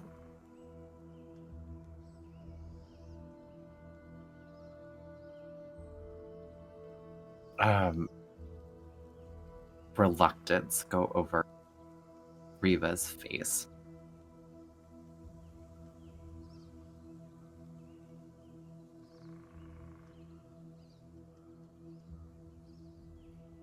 Okay.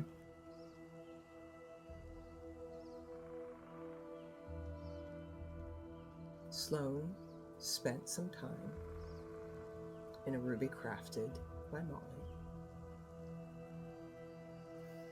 I think it would be beneficial both to check on Sloane and perhaps chat about other important things.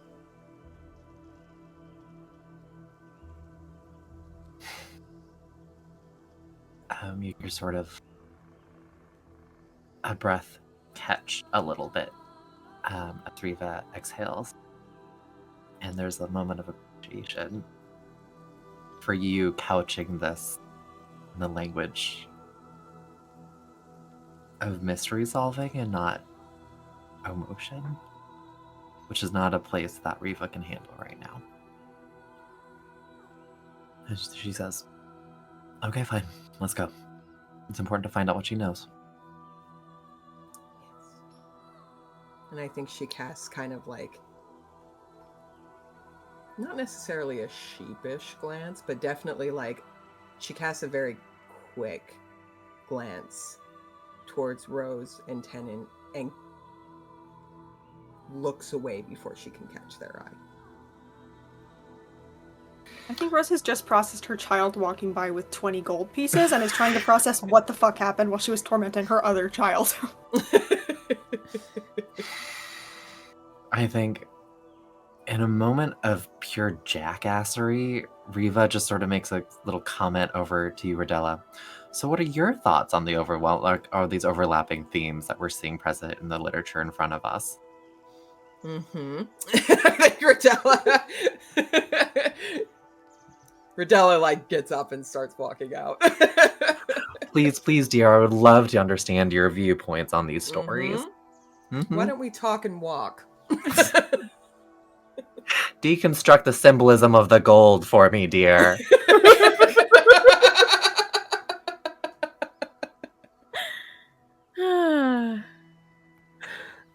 I love this cast.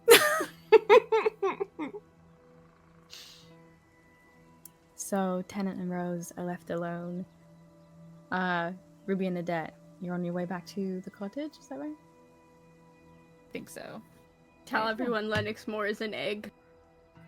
Lennox Moore is I think that as they're like walking back, I think that Ruby starts being like, I cannot keep talking about this fucking proposal and flowers, and I think starts like laying out this conspiracy theory to Nadette, and is trying to get her on board before they get back. Nadette's on board. Nadette's sold on this Nice. idea. Matching tinfoil hats. I love it. Yeah, I think within probably like 5 or 10 minutes of your parents leaving, I think Rose would have like a brief window of like normalcy that's just them and their kids. And then, unless you want to do anything, James, pretty quickly that piece is interrupted.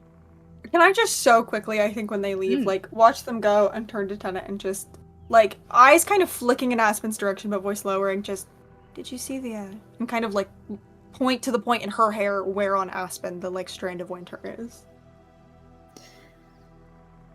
Yeah, we had a chat about it this morning. Did you? How was that? And also, you could have woken me. I didn't want to leave you with that on your own. Leave me with our kids? Well, it was kind of a big chat. Yeah, well, she was asking me about my new look, so, Mm-hmm. Yeah. Yeah?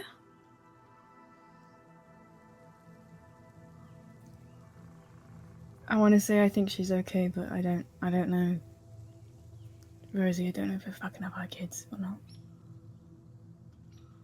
I think, first of all, I don't think I've ever met a single person who wasn't at least marginally fucked up by their parents. I think it's sort of a thing, which doesn't make it better, obviously, but You catch a lingering glance at where Reaver's just disappeared through the door. And some of that And I think- simmering comes a bit closer again. I think kind of similarly, I think Rose just like takes a big breath and is like, and frankly, considering how we both grew up, I think the odds were a bit stacked without everything. But I don't know. I just watched, one of our children wax poetic about philosophy, and he's. Yeah, where did that come from? I have no idea. I don't know. I don't know if someone's been sneaking in the night and teaching our child big words or something, but. Or we need to give Miss Rosalie a raise. Maybe both. Fucking nosy bitch, man. What was she doing? I know. here? Okay, can I just... I also just want to say, I also think our other daughter is very accomplished, and I love her very much. I feel like I need to even out the compliments here. And also, the art is really good. That is from me. It was really good, actually. Isn't it good? Yeah, it, really captured Reva's sort of, half paying the attention, intensity in the eyes was crazy. Yeah. No, but okay, no, I do want to talk about Miss Rosalie. What the... What's the problem? Thank you. Okay, because I felt crazy yesterday when you're not I was crazy. being a bit... Thank you. That was... And she took the pastry. What a cow. You went to say no, thank you. I half expected to, offer it and for her to be like, oh, well, I don't want to take your Tupperware. Not even a thought. No. Not even a comment. In the bag, No. straight away. She's a Tupperware Straight away. thief. It's nothing dirty than a We're never going to Tupperware see that thief. again. Never. We're never going to again. see it again. Good Or it's going to Tupperware come back and hard it's going to to be, come by. stained with spaghetti or something. Oh, And I it's never hate gonna be the that. same. Do you know how hard spaghetti sauce is to try and get out of Tupperware? It's I a do. nightmare. It's awful. It is a nightmare. Yeah. Yeah, weird. Also, okay, I'm sorry. Hold on, Scratch. You didn't tell me that Ruby was fucking the groundskeeper? It Rose, it completely slipped my mind, but it's crazy. How long have you known this? This is me trying to figure out, because for me it was like a year ago. Sure. I think it was maybe 2.5 days ago for Tenon. Slay. Like Literally 2 days. Before, Yep. Like literally before all of this stuff blew up. Like You've known it that no long and more you didn't than tell me? 48 hours ago. A lot of it happened in 48 hours, my love. I'm so sorry. fairly certain that sharing information and drama that we know is in our vows. I'm I like know, I 90% certain that I'm we put that in disappointed there. in myself, believe me. But Well, I don't want to be too harsh a critic because it's been a long couple of days, but frankly, I'm disappointed. I am. I'm in sure there'll this, be more like- gossip. It'll be fine. Well, there better be because you're gonna have to make it up to me, frankly. Okay. I give you a lot of Everglen Court gossip, and I really feel like the scales need to balance out here. So, Okay. should work I'll on rack my that. brains. Yeah, I will. Make it priority 1. Honestly, I think if you can just sort of push everything. Okay, down. let me just reshuffle a couple of things in my. Great. Yeah, Thank you. Yeah. Yeah, I'm on it. appreciate that. I mean, I'm your wife, so I should always be number 1. But it's fine. Yeah. You have a woman in your gun now, so I understand if Yeah, really sexy in her farm overalls. Mm-hmm. Oh, so you do. So well, apparently you're her type. So What? everything. I mean, no, but her husband sounded exactly fucking like you. What are you talking about? Everything she said. I was like, my god, hello? What, the one thing she said about dynamite? Wow, not all With of us who enjoy dynamite, playing with dynamite are the Grumpy, same, Rose. rushing into action. Lives on this planet. Lived. I don't Oh my know. god, you're jealous of my gun. I would never be jealous. Yeah, you are. But I do think, I don't know, I think it's interesting that, you chose to put a very beautiful woman in your gun. You never asked me to be in your Choose gun. it. I didn't fucking know she was You in didn't there, ask me, did I don't know. Maybe I wanted to be in there. You didn't ask me. It's fine. You want to be in my gun? No. It might be easier, honestly. I'm It's fine. feeling really loopy. A lot has happened this morning and last Yeah, night. I've sort of Yeah. progressed past the point of even attempting to process, I think, and I'm just sort of here now. And I don't know what the season is, and I'm just sort of there. Okay. We can do this. Mhm. We can do it. Yeah. I feel like if we're losing our minds, maybe everyone else will have some really normal and sane things to say to bring us down. That feels really true for this family, I think. Yeah. There's a knock at the door. Oh, look at that. Speak of the devils, and they appear. Wow.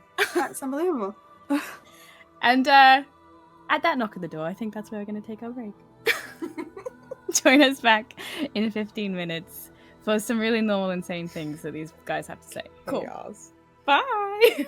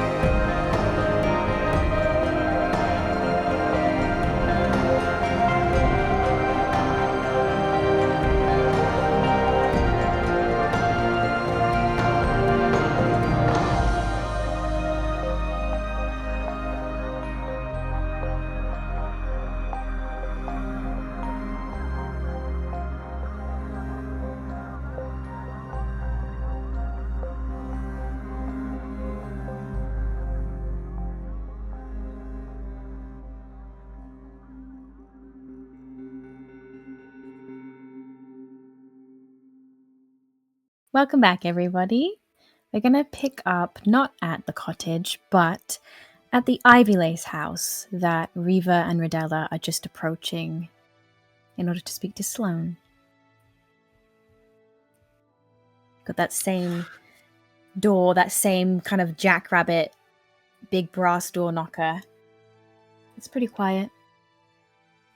As we approach, I think Riva's steps slow down. And you kind of hear, I'm sort of like yammering at Rodella. So what are your thoughts on these parallel themes? I think Rodella has been bearing the sarcastic tone for the duration of the walk.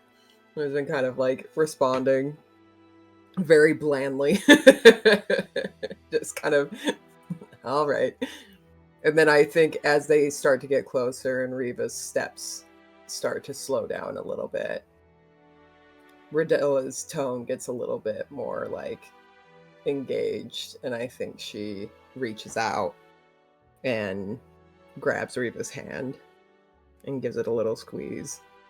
And then when they finally step in front of the door, Rodella's the one who reaches out to knock.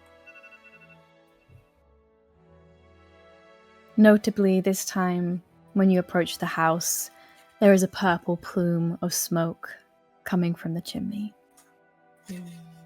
And as before, Fanula answers the door, and I think there's a little bit of an intake of breath at the sight of the two of you, as she just does a little bit of a brace of like, Oh, no. hiya. I assume you're here to check on herself, yeah? Well, come in. How is she? You know, it's Sloane.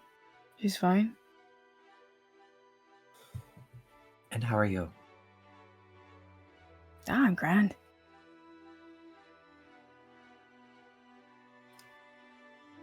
Can I read their facial expressions? Very tired.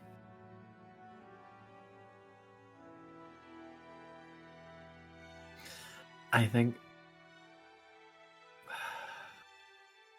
I feel so bad. Like, genuinely, there's so much sort of like. I think Riva just pats her shoulder. You get like a quirked eyebrow of like, yo, okay.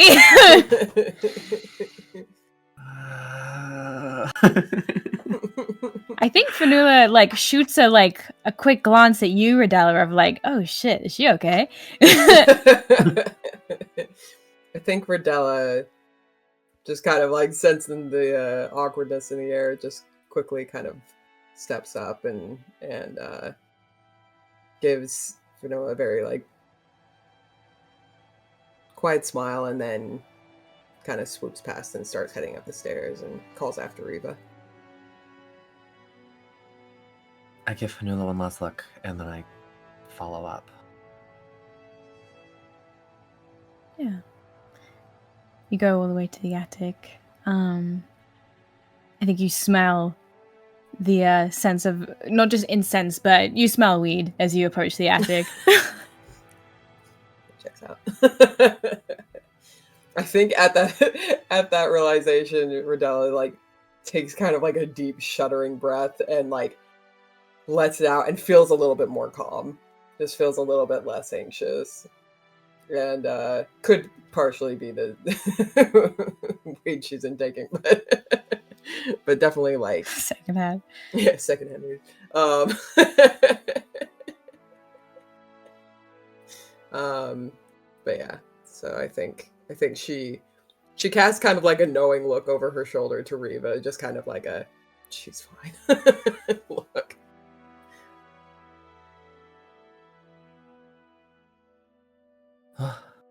Well, let's go.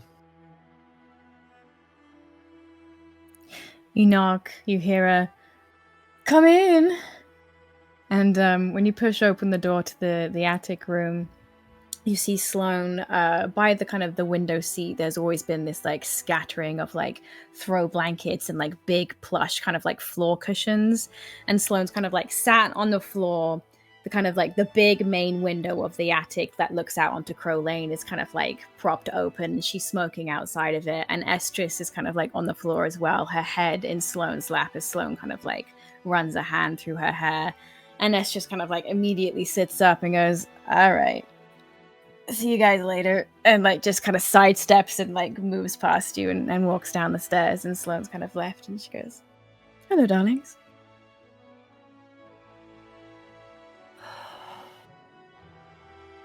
You're looking well.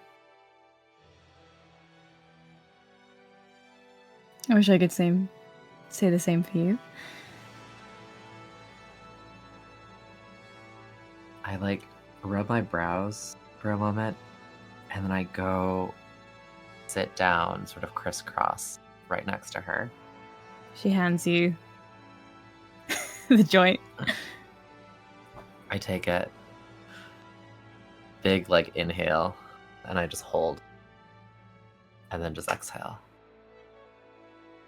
And I think Sloane, like, slowly and gently enough to allow you to resist if you wish, but kind of like puts these like long fingers kind of like and holds you by the shoulders and kind of like tries to gently guide you down into a similar place where Estrus was, like kind of like your head in her lap. I think at first there's light resistance, but at the second drag, I think Riva relaxes. Hi. Hi. Sorry about all of that. This. That. This and that. All of that. Ugh. Fuck.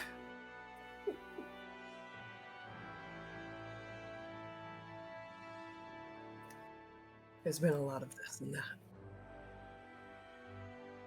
There has been a lot of this and that, hasn't there? Jesus fuck, what is this? And what was all of that? This is really strong, and it's helping. Oh fuck. Yes, it And is. all of that was, that was some bullshit.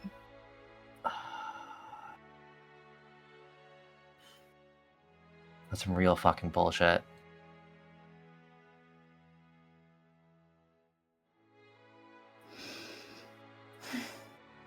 Rebella kind of settles down by the window so that she can get some air. Wait, I'm like, oh, it's so rude of me. I pass. Rebella just kind of like takes it, passes it back to Sloan. She just like gives you a soft little wink.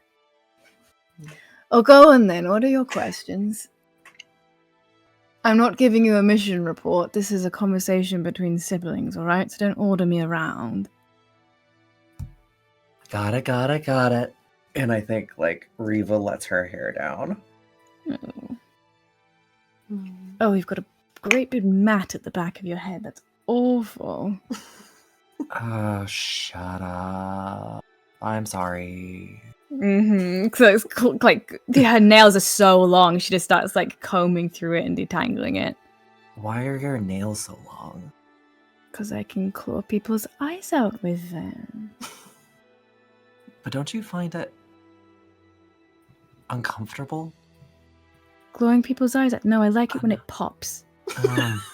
Yeah, it is a fun noise, but I do prefer it not to get all over my hands. We differ. Ugh, grotesque. I say with a smile. How are you holding up? Well, all things considered.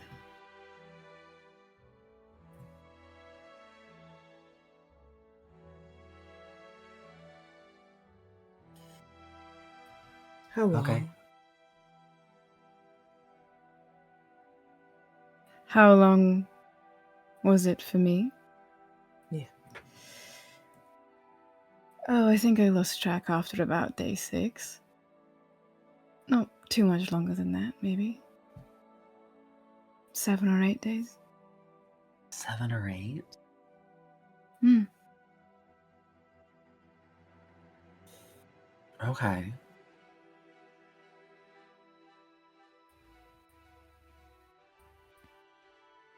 What were you doing for all of that time?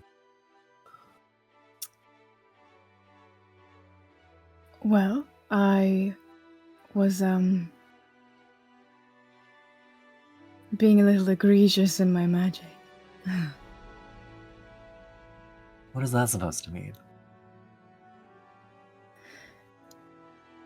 I remembered what you told me about when you found your mother, and how time had seemed to have passed differently in that pocket dimension. So when I arrived in my own, I assumed a similar thing would be happening. Right. So you thought of something to do to pass the time?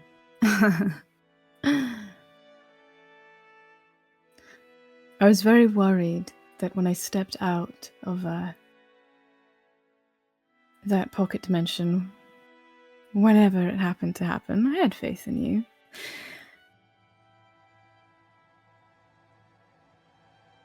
That too much time would have passed. That you'd all be gone. So I reversed it.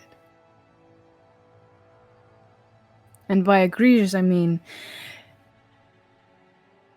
well, it's quite hard to find a balance between two different time flows, so hence why it seemed to go a little slower than I intended. But I would far rather that than the alternative. I think Cordella looks a little sick.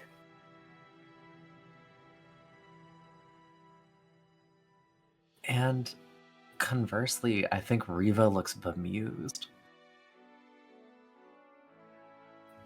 You weren't going to get rid of us that easily. I'll try harder next time. Please do. Mm-hmm.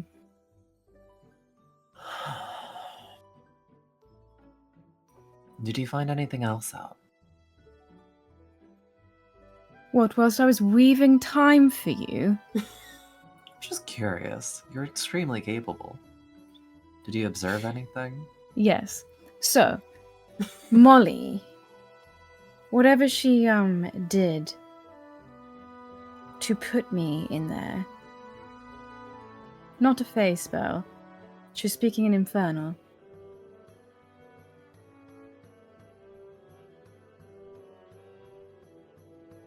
Good God.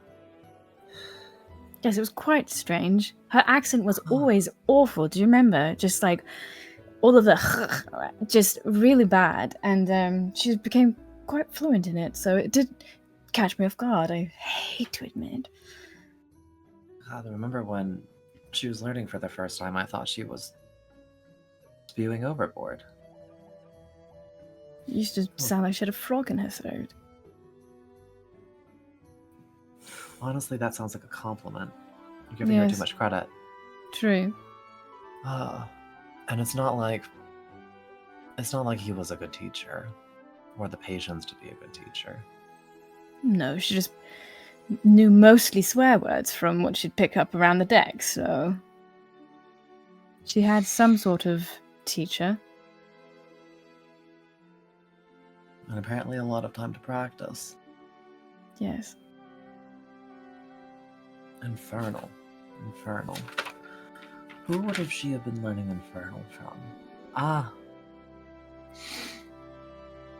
Believe it or not, I'll believe anything, Reva, you know me.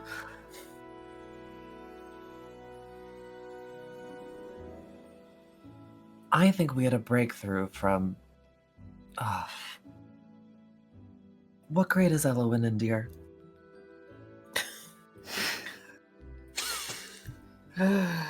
What grade are the kids in? Fuck. I know. They're 8. What is that? That's like grade 3, 4, 5. grade 2, grade 4. No, that's We break through from a Third grade. child's Third homework. grade, my friends. Yes. Thank you, teacher. Thank you, Diana. You're welcome. That is solidly third grade, maybe fourth if they're a little young. So funny. third, dear. Third.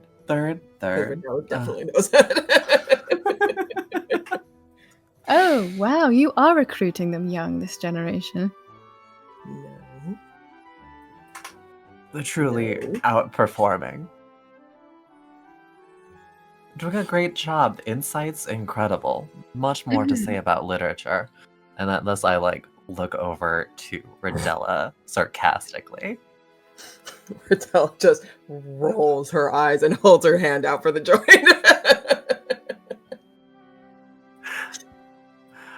I wait for you to inhale before starting my next sentence. I wait patiently.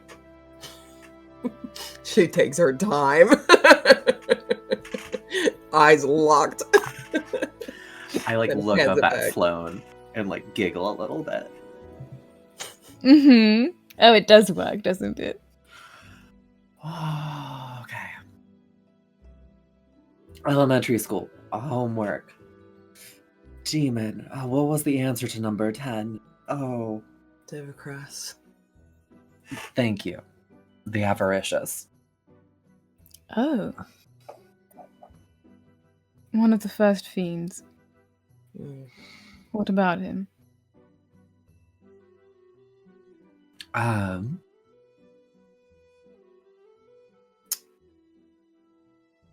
There seems to be a lot of connection. There's the book, there's the story, there's all nonsense, reoccurring themes of avarice and trophies, and where was I going? Where was I going? Gold. Mhm.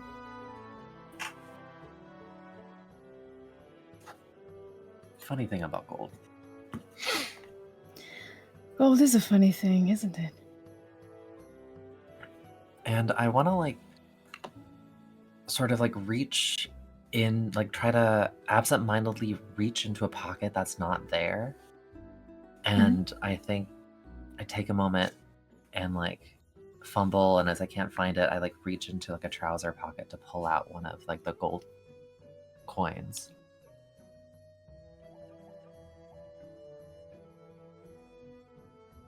There's something odd here. And I think I want to conjure. I'm assuming is there a lighter in this room? Like a normal. I mean, I so want to I see a think non-magical flame. Tieflings don't own lighters. You Okay. are the lighter, so Is there just a normal candle around, or sure. Yeah, a non-man. I want to non-infernal flame? non-infernal Okay. flame. Yeah. Yeah, and sort of just hold the gold coin through the flame, and then take a moment. And then Again, how do you light this though? Because if you light the candle with your own fire, that is infernal flame. Is there Please. anything in this house that Please, dear wife of mine. You smoke a pipe. I do smoke a I pipe. am I will have magic. so high. This lighter, you remember that Molly threw to you once, is burning a hole in your pocket. My lighter. I forgot. I still have that. I think Rodella kind of looks reaches into her pocket, pulls it out. Yeah, And you just, pass hold the that coin gold over. through it, nothing happens. I think it gets And a little bit then- of that black soot on it, but no mark. The soot is easily wiped off. And then, in contrast, can I generate some of my? infernal fire, Mhm. and then do the same. Yeah, I think you have this coin in the palm of your hand and you generate that heat into your palm. And the air around you kind of starts to shimmer with heat. And the coin starts to lose its engraving and become a little bit more fluid, a little bit more metallic as it turns from a solid disc to a shimmering puddle in your hand. I think I stop generating the heat and I wait for the shimmering puddle to solidify. Mm-hmm. And then I pass this hardened puddle over to my dear sister.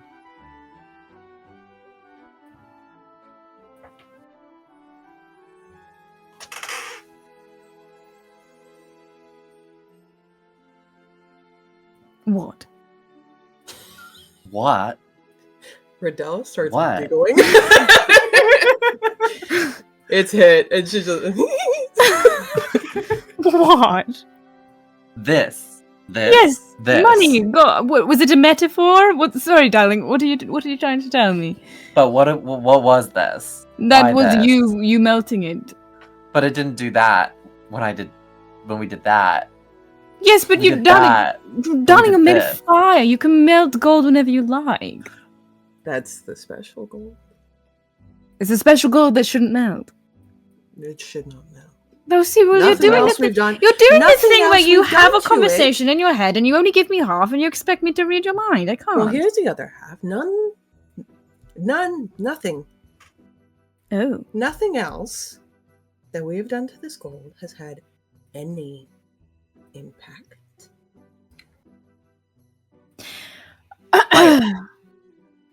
Bite it. No, I don't want to. Riddell bite it. grabs it and bites it.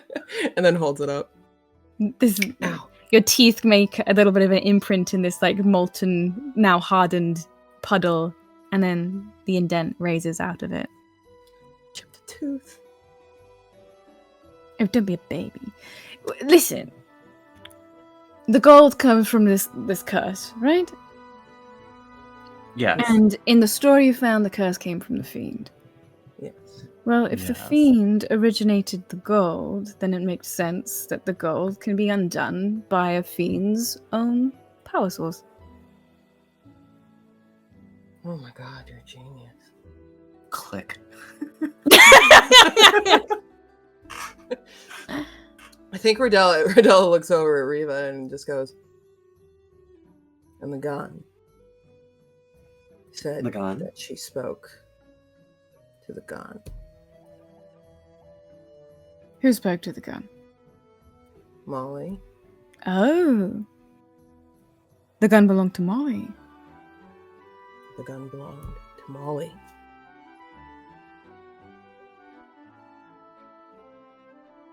The gun belonged to Molly, and she spoke to the gun. Well, the gun spoke to her. Ah. Yes. God. I love a mystery. Aren't they fun? Mm-hmm. No. What? No. What do you Oh. mean no? Boring. I'm tired. No? No. Yes. Okay. What's the next line of questioning? Go on. I know you have plenty. Questions? we had questions. Oh, gosh.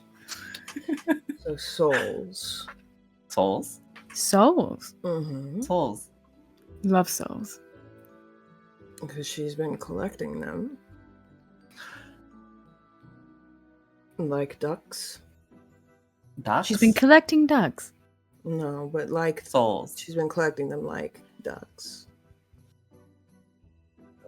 Dear, who collects ducks? Elwyn. Oh, shit.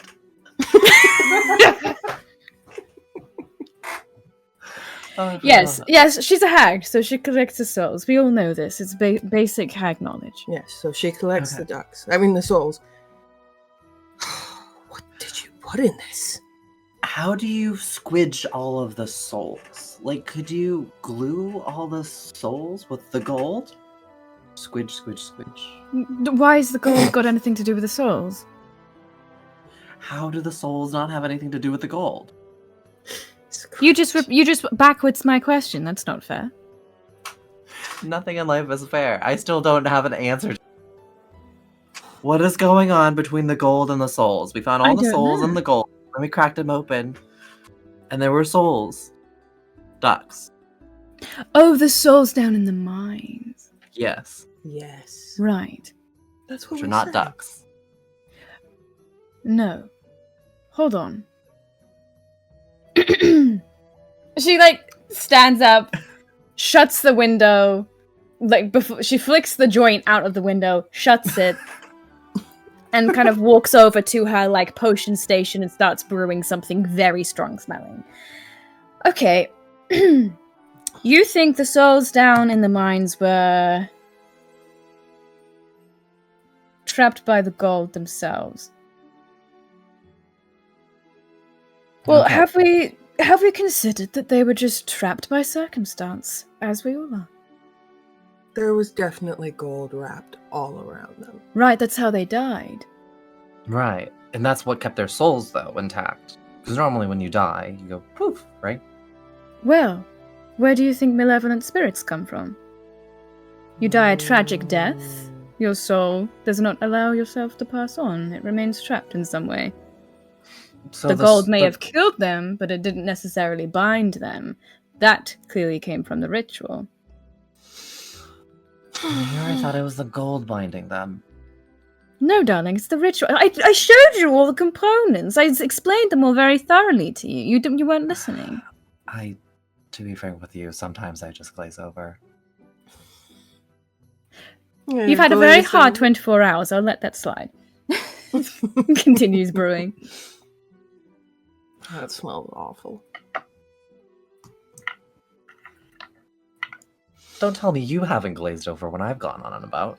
I listened to you ardently. Mm-hmm. That sounds true. What did I say at our last shareholders meeting? Oh, you know I don't listen to those. Uh-huh. Uh-huh. I just receive the checks, darling. I don't actually do any of the work. Mm-hmm. I nod like I've gotten one over you. Well, is that your questions answered? Does that give you food for thought? What about the soul magic? The soul magic what?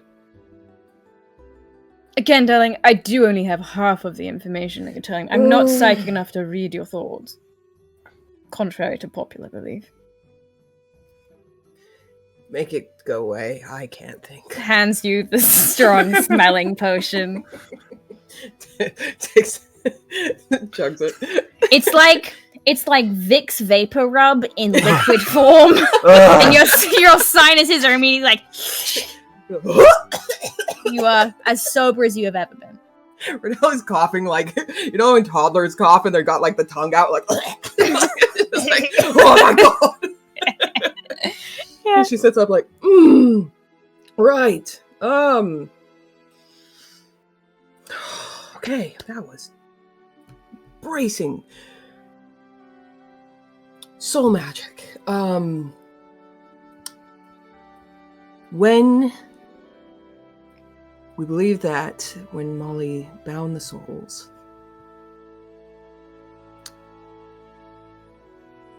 obviously she's garnering some kind of power from this, and Yes, a great deal.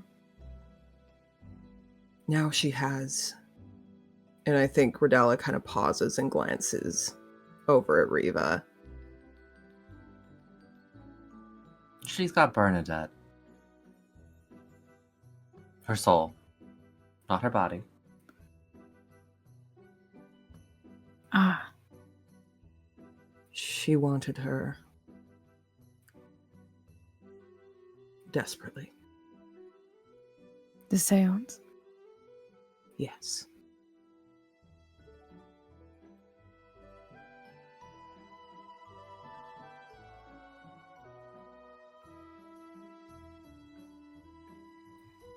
We need to figure out how to pick apart the threads. Because at the moment, I don't think we have. And I think this is almost like, you can see this causes some amount of like pain for Rodella to say and to admit. I think we might not have the capability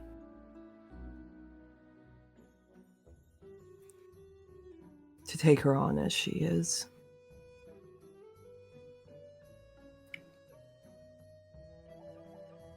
She's gotten strong from these souls.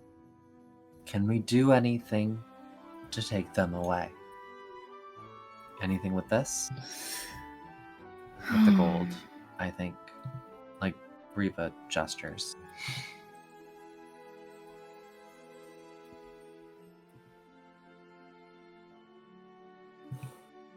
Do we know why she was after Bernadette's soul in particular?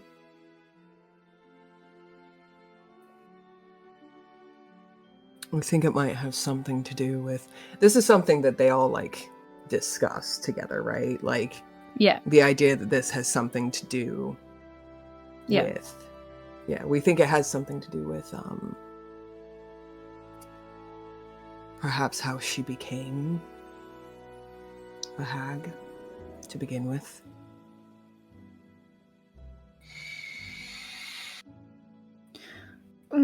Well, hags are created by acts of irrevocable evil. That would do it.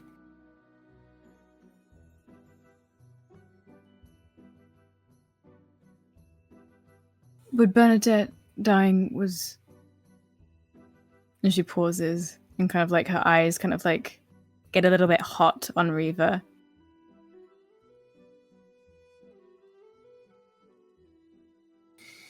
Telling you half the story again, aren't we? Oh, I'm filling in the blanks.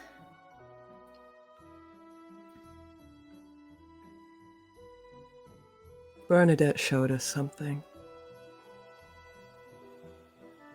That all those years ago,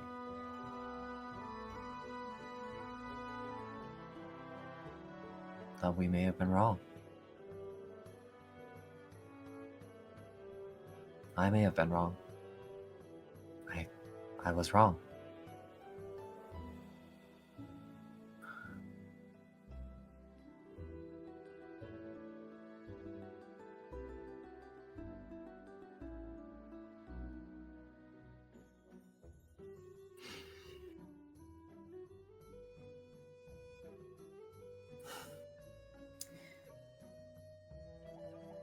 Well, fuck.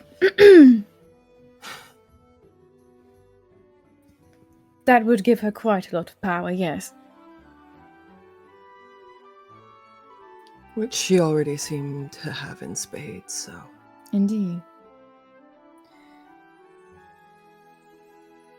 I don't think you're going to have a chance at unbinding Bernadette. She'll be kept very close to Molly, but this,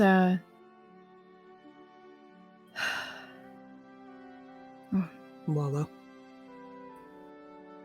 Yes, I was filled in a little on the battle that took place.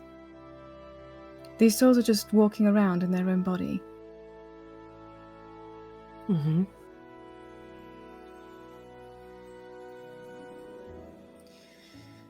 So I would say you try and destroy the body, but the last time you all tried, one was lost.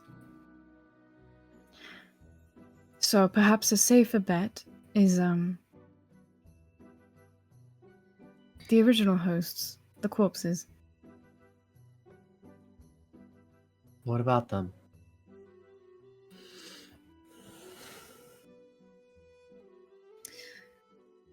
Well, the Doomswood fragment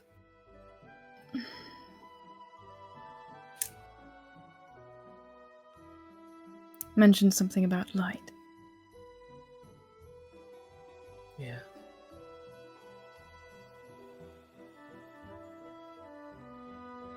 What, do we need to carry them into the sun?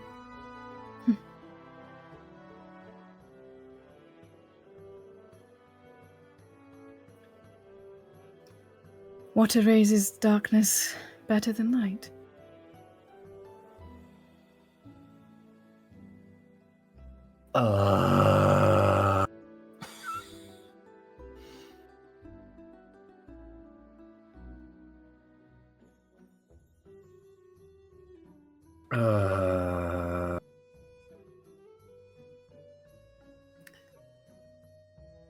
Okay.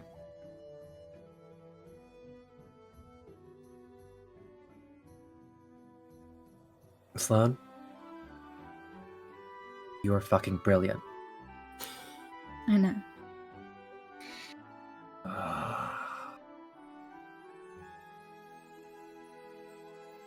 I am glad you are not trapped, and that you're back and safe. I'm glad you're not dead. Can you imagine the revenant that would create from her soul? Oh, I hate to think. No. It would be glamorous. Oh, So powerful. Darling, of course. That would make a great revenant. Truly the greatest revenant. The best Have you revenant. had any of this yet? Radella hands over the... No, thank you. I am going to enjoy this. I have earned it. Today has been tough. And she kind of walks up to you and gets you by the cheeks and goes, "But you are tougher." I hate you. She kisses you on the lips. Get out of my house. Come on. We're off to become revenants. Let's go, my darling. No. Death shall not stop us. Let's go. Let's go. I think Radella kisses Sloan on the cheeks. And thank you. I'm also glad you're not dead. Oh, you're so kind. I think I'd enjoy being dead if we're being honest. Oh, you would. All right. Please. We could haunt a home and be delightful. The Crowcolt revenants. Wahaha. I think I'm gonna leave them there. Gosh. The coping mechanisms of this family is actually hilarious. Reva needs to be high 24/7, and I stand by that. So funny. We could live in the walls.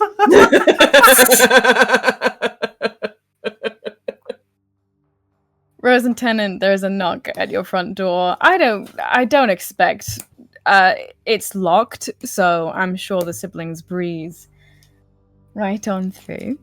I'm shocked there was a knock, if we're being It's- honest. Yeah, The this is door's true. being opened as It's being opened at, Yeah. at the same Yeah, time. yeah. Hi. Welcome back. Hey. Thanks. And so I think that if he is in there, then I mean, Sorry? like, what we'd have to do, really, essentially. I mean, maybe Sloan is a better Right. solution for it. I'm just thinking, like, do you have those cans of hairspray? You still use hairspray? And we could just fucking just go. no, my hair's just afraid of me, so it does what I want it to. Okay. Oh, I have this. Do you, Rose? Do you know how to identify things? This is a jar of ink. No, I don't, last and I time. also would love more context about any of the words that either of you just said, if I could trouble you, if you don't mind. Do you have a flamethrower? Who's in where? Blowtorch! Tennant, you probably have a Blowtorch. blowtorch. He probably has a blowtorch. You got a blowtorch? And it probably is a flamethrower, if we're being honest. Yeah, do you have one of those? We need it. Mm-hmm. He gives you a very, Fine. like, who do you fucking think I am? A little bit of a look. Why? Well, I mean, we've just kind of been thinking a little bit about a lot of things. About the fact that in the story, the Greedy King gets turned into a statue, and Lennox Moore was writing about how he wanted to stay with his daughter forever, and how there's a big fucking golden egg in the crypt that none of us really know why exactly it's there or how it got there or what the connection is. And I just think you could fit a guy in there. He might be in the egg. You That's could what- fit a There's guy. man You in could the fit a egg. guy. Possibly a corpse at this point. But honestly, Well, we're I not just gonna assume know until or like a rejuvenated once the egg hatches. Possibly, Cyclical maybe. You never regeneration, know. Kinda rebirth. So, sorry, just What to comes clarify. first, chicken or the egg? But like it's a guy. Yeah. I No, just to clarify, in the room where I Mhm. touched the wall and nearly died, do you think just sort of taking a flamethrower at your whim to everything is sort of a good and normal, regular idea? Yeah, where there's that we're probably having- very actively a ritual set up there in some method. You think destroying a part of it is not going to have consequences? Also, I don't mean to name the elephant in the room, but you know, I can make that happen. I'm aware. We did very recently have a death in the family, and I don't think any of us are eager to revisit that. Yeah, but I mean, we've tried a lot of everything else. Everything that we do at this point is going to have consequences, and so they might as well be interesting ones. Flamethrower. Flamethrower.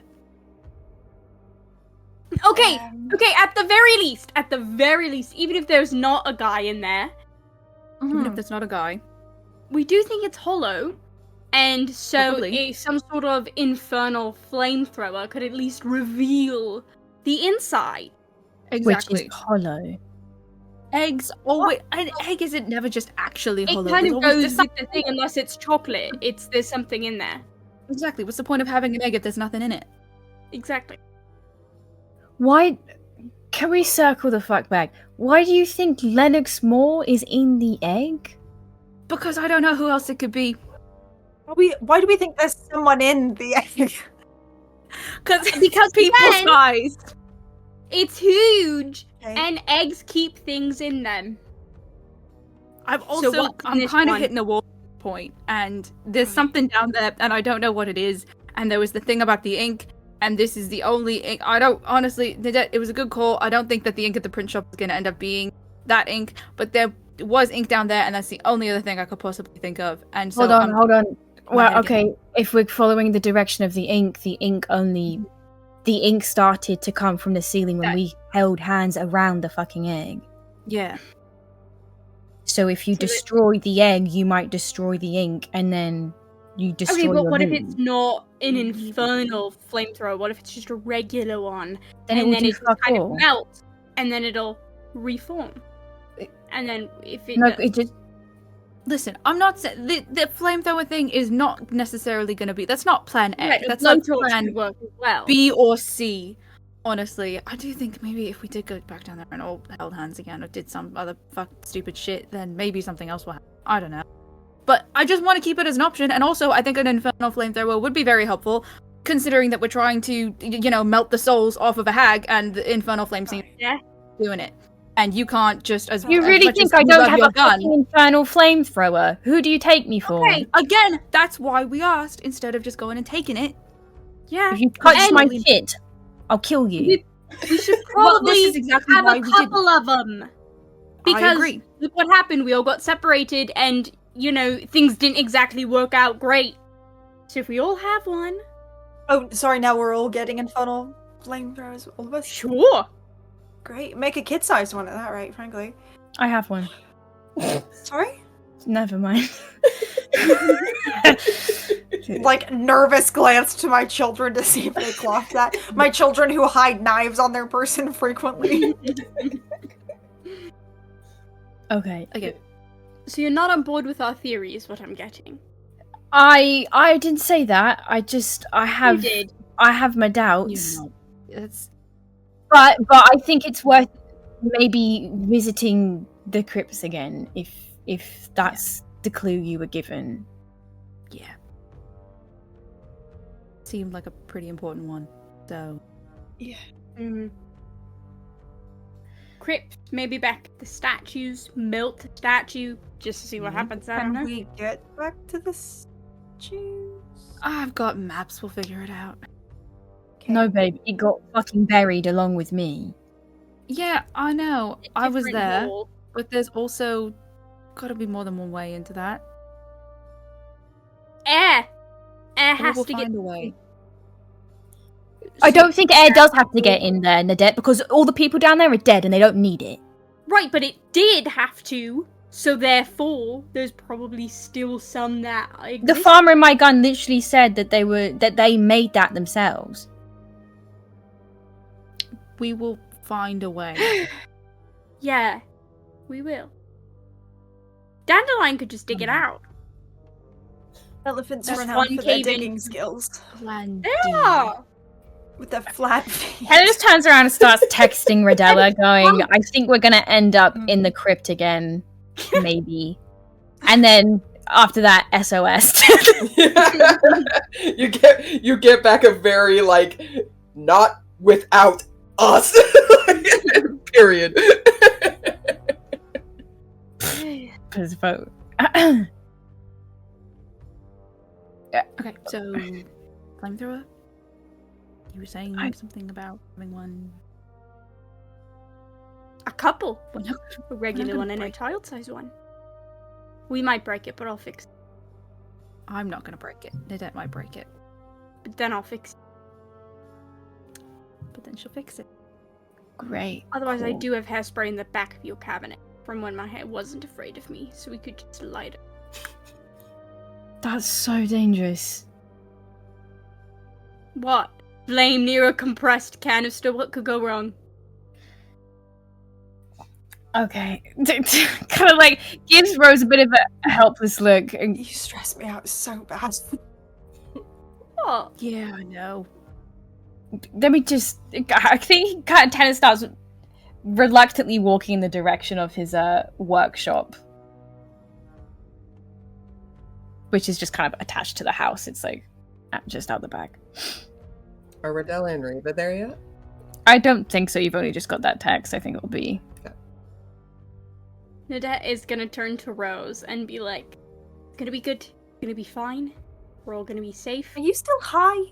Dad, are you gonna get a flamethrower? don't Are you gonna think bring my so. husband potentially cannot deep down in possibly the underground be. and you? I think this is just kind of who I No am. fucking way. I think you're just a bit wired. Yeah. I was trapped in a gem like 8 hours ago. Oh, I know. I'm very aware. Kind of Okay. forgot everything that ever existed. So, you know, I feel like Sorry? this is just me processing. Yeah, that was terrifying. Are you okay about that?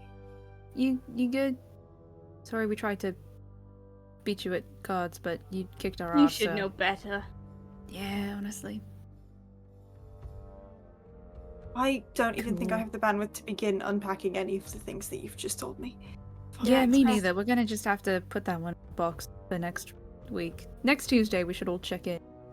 Right, so Yeah. hope we Unpack make the it to box. next Tuesday. I don't suppose there's any chance I can sort of convince you to delay the mine trip. I don't know, 24 hours, 12 Well, hours. why? Why? I just feel like a lot happened very recently, and it's not that I don't trust any of you, but literally the last time, several hours ago, I let you all go off on your own. You all ended up in a gem, and then had Sam shoot the gem, even though I was right next door. Again, I think that That was Just kind for of a a bit. crazy fluke. That And then one shortly was. before that, Ruby died, and I nearly died, which isn't your fault, and we all nearly died. I'm feeling a bit like maybe a lot of the things that are happening is we're all rushing into dangerous situations and paying the cost, and maybe the lesson here, if this were a fable to be learned, would be like, don't do that, perhaps. Just or spitballing here, if I'm being honest. we're Mhm. just Yeah, speed maybe. running everything to get it over with quickly. Yeah, but see, this is what, the 4th time you've gone underground in the last 48 hours? I don't think you're speedrunning it, I think you're just adding, you're just doing it more. Which is sort of the opposite, I think. You know, just grabs a different box of cereal off the table and starts eating it. Like, Okay, what? that's mine. It's fine. I don't know what else we're supposed to do, Rose. I'm not good at thinking or problem solving. This is the closest I've gotten. That So makes me unless feel you a have lot a better better idea. about you going underground. That glowing recommendation, thank you. I solved the riddle. She did. It was impressive. As What much was as I it? would love for all of us to be able to in the crypt before, it's fine. Okay. As much as I, believe me, would love to, sit down for a minute and take a break. Mhm. Right now, Molly has exactly she has exactly what it looks like she wanted, and I don't know what that means about what comes next. I do know that that has made her incredibly powerful, and Yeah. so I don't know if we have a choice. You know, plus, the weirder things we try, the more we keep her on our toes. Here's the thing, I don't want to just sort of keep poking holes in that, but I would argue that every time we've done something weird, she's been about 3 of us, and perhaps it's time to try being normal. Just to mix it up for once. But I don't know if this family knows how to do that, and I can't judge. Being normal did not stop her from embedding herself in our lives for a year. Yeah. No, I remember. I know. At this point, Ken comes back in from the workshop, and their hands are kind of like shoved into their pockets, very notably like empty. He just goes, I had got nothing. What do you mean? My insight check that? Yeah? Can I also insight check that? It won't work. They won't work. 24. Something's like really wrong. He's really upset. Like 15. I think I just kind of squint at him a little and go, do you want me to help you look real quick? I'll just pop in there with you. They're not missing. They just don't work. So I'll have to rebuild them or something. But you can't have it right now, so. Rebuild. I think Rose gives the both of you a very sharp look. That, like, I don't think you get sharp looks from Rose necessarily, but I think it's like I put it together, stop, don't push for a second kind of look. Just, that's okay. I mean, honestly, it's probably for the best if we don't just go, melt the egg. You know? Yeah, Ruby, you and I should go outside and wait for Mom and Mother. Sure. Okay. Okay. Everyone's being so fucking weird right now. Yeah, fine. Alright, let's go. Okay. Bye!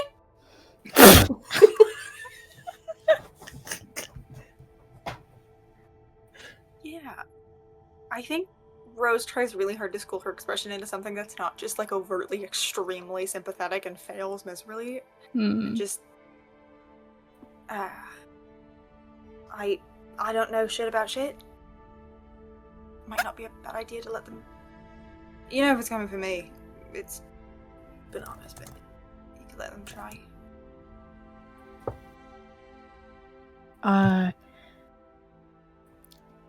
They can't because it's the runes I used. They're like bound to me, so I will have to rebuild it for someone else. Right. Okay. Yeah. I think that's fine. Nice to know that they're bound to you. That's actually incredibly reassuring that they're in the house without children. But okay. Yeah, it's fine. To be honest, I'm feeling a little bit better about the fact that they're not going down there armed with as many flamethrowers as they can carry. So, probably for the best. Wouldn't worry about it. Yeah. You okay?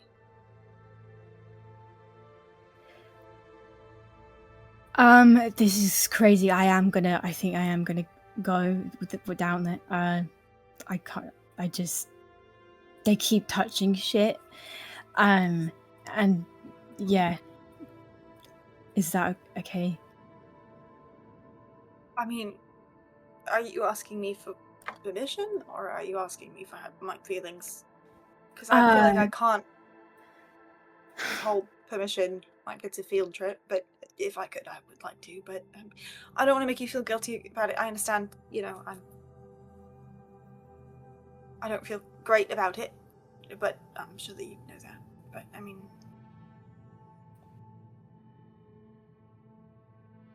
I think you should do what you feel that you have to do, and I will deal with it as long as you come back. And if you don't, I'm going to kill you. So, you know, just sort of factor that into your decision making.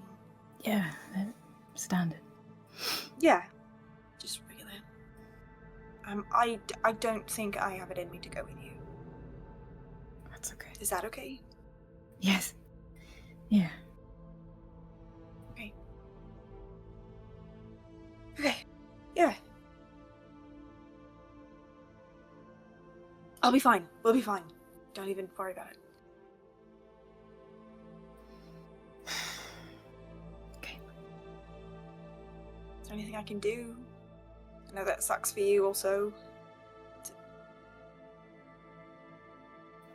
I can work on the flamethrowers if you want. I can just go back there and give it a crack. Yeah. Yeah, good for you. Yeah. Yeah, just fuck around, you know? What's the worst that can happen, frankly? Probably not much. You're fireproof as well, right? Yeah. Well, I'm so hot, you know, it just won't touch me. Right. So. Yeah. Mm-hmm. You could kiss me. That would help.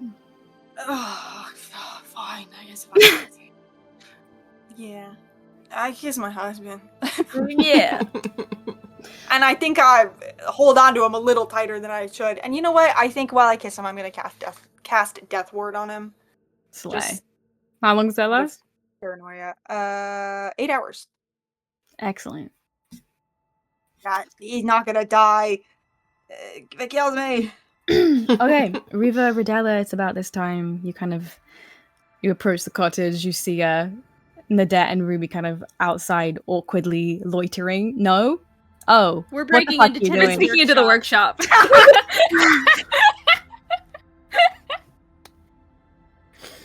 We texted each other at the same time. Like, okay, so we're going, Like, right? we're breaking in, right?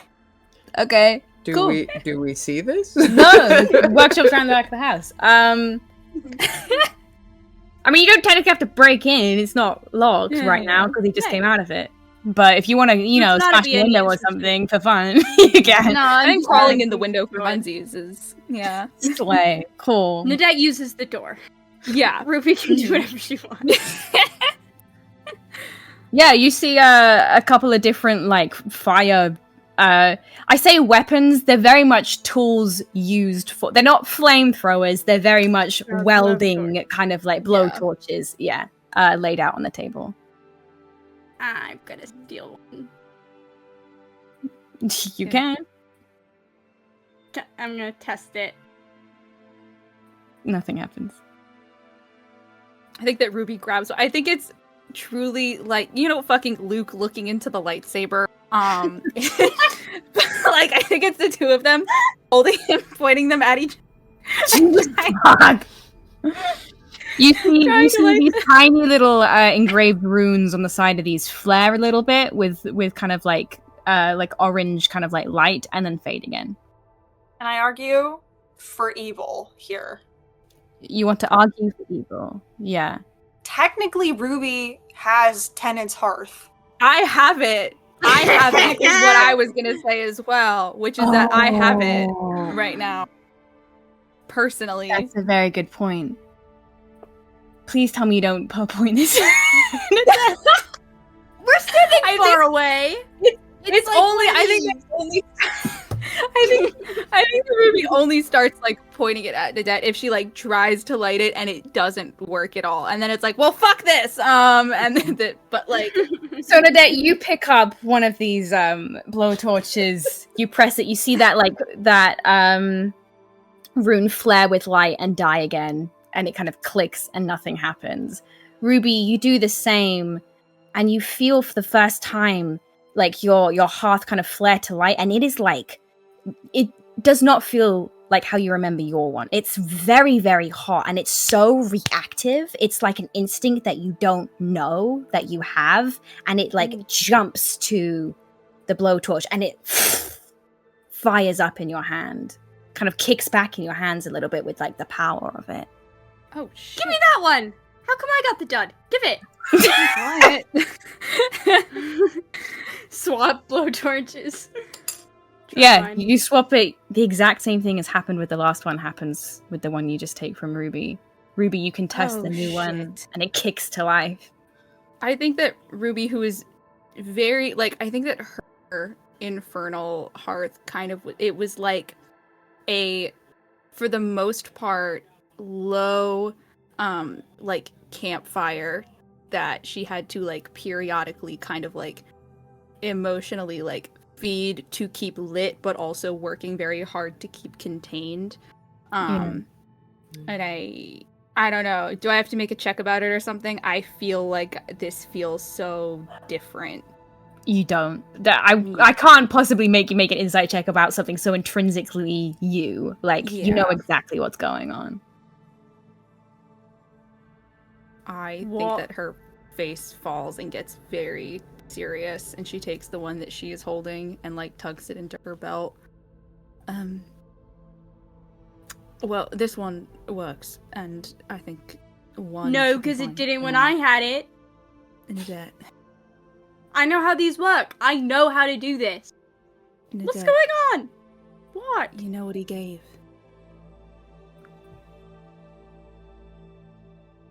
Kyle looks down at it, looks up at Ruby.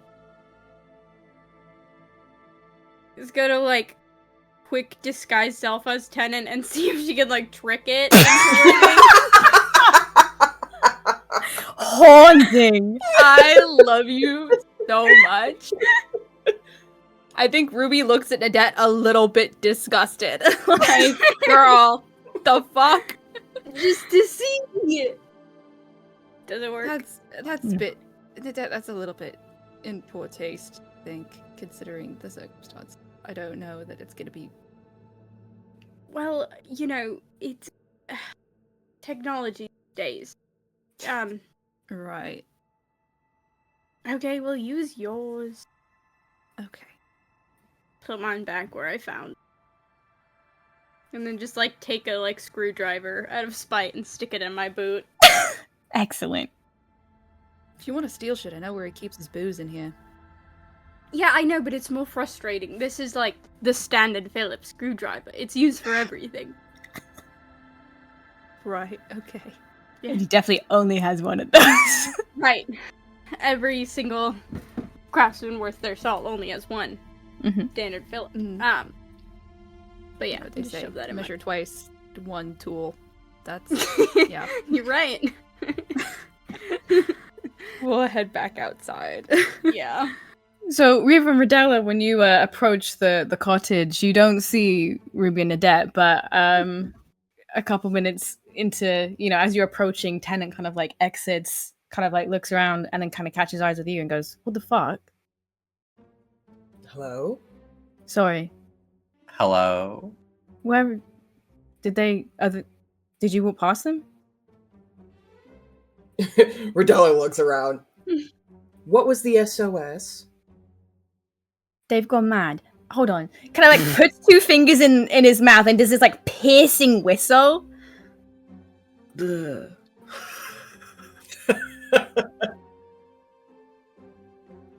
I think that Ruby materializes over Tennant's shoulder and it's just like, Jesus Christ, that's so Fuck!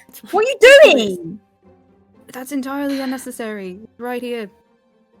Yeah. What's going on? We're going to the crypt. Yep. Okay. What do you intend to do in the crypt? Hold hands. Melt the egg. We're not That's doing plan that. C. Excuse me? Rodella just kind of... Ruby thinks Lennox Moore might be inside the egg. I think something could be in the egg. I don't know if it's actually a guy. The more it's come out of my mouth, the more I realize how ridiculous it sounds. See, the But- more I'm getting sold that it's right. No, it's okay, Ruby. We know how much you like birds and eggs. It's all right. That wasn't very original or good, but we've all had now that one passed, that was not your best work, honestly. Oh, she likes birds. Yeah, we fucking know. Okay. Some original material. I just rolled to see if Reva can keep a straight face during this. I rolled an 8. I was also gonna say, there is no way I do not smell two stoned bitches coming up the fucking path. Hey, Rodella's fine. She got Vicks vapor rub up her nose. So Reba starts giggling, and I think Tennant looks 3 shades paler with fear. Oh shit. What the fuck's wrong with you? Oh my god, she's stoned. Fuck. I What's cannot wrong with you believe it. guys today? We said hi to Sloan. Oh, I bet you did. Oh. Saying hi. Yeah, that is. You're flushed. What I You're used to call flushed. it, What yeah. are you doing? Rude. At your No, big age. yes, What are no. you doing? No, yes. Can I have 1,000,000 gold? No. Shit. She's Nice still try, not though. stupid, Nadette. Well, you never know. Right. Okay. And I think Ruby goes to her, just hands Riva the bag of trail mix that she keeps on her person at all times. And she's gonna hand that over. This one has the M&Ms in it. So go crazy. And Well, kind you're certainly not fucking coming with us. I'm gonna roll to keep dignified. I rolled a 4. Oh, There's just a little bit of like a thank you, and just like ooh. cannot believe that you did this without me. That is actually genuinely hurtful. That's crazy. you know, But anyway, Sloan shit is like crazy, It's right? really, yeah. It will send you to the fucking moon. I'm fine. Everything She's in the is fucking Feywild right fine. now. Yeah. I am here. Plane. No, Sure. I am in this one. Nadette is filming on her phone, like from her hip. Just like, I need this as evidence for later. Okay. This is going to be a fun trip to the crypts. Crips? What about Okay. flame throwing the egg? You guys Final go. fire. I will catch up with you. No, Okay. no, no, no, You no, sure? no. You should all go together. And I look over to Rodella. Granella just stares back at your bloodshot eyes, just like, yes, dear. I think Ruby, as they're standing there, lights up just 'cause she needs to be high to fucking handle this right now. Regular. Healthy. Jesus fucking stupid. You This okay? is why I smoke, actually. This right here. Perhaps your mother can stay and continue to look through all of our notes.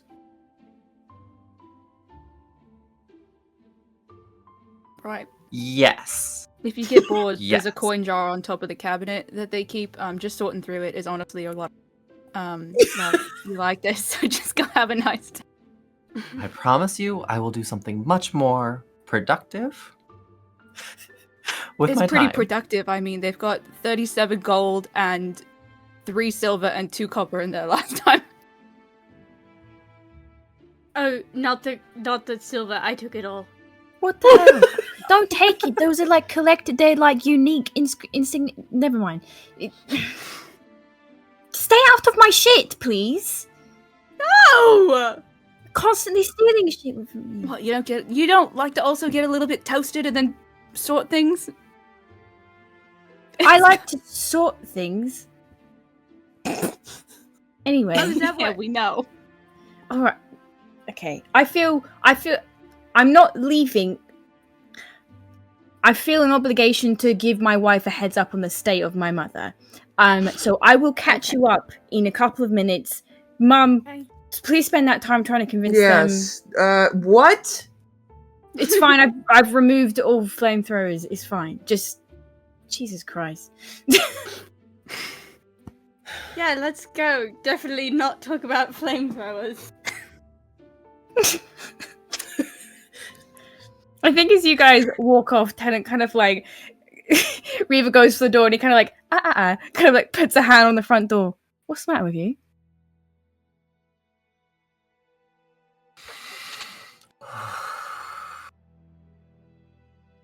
I am fine. You're not acting fine.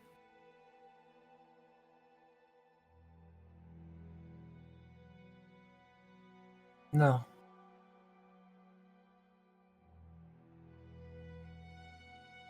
No. No, no, no. You're right.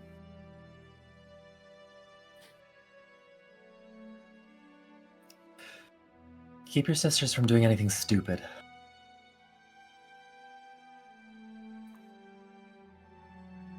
There's there's a guy in the egg.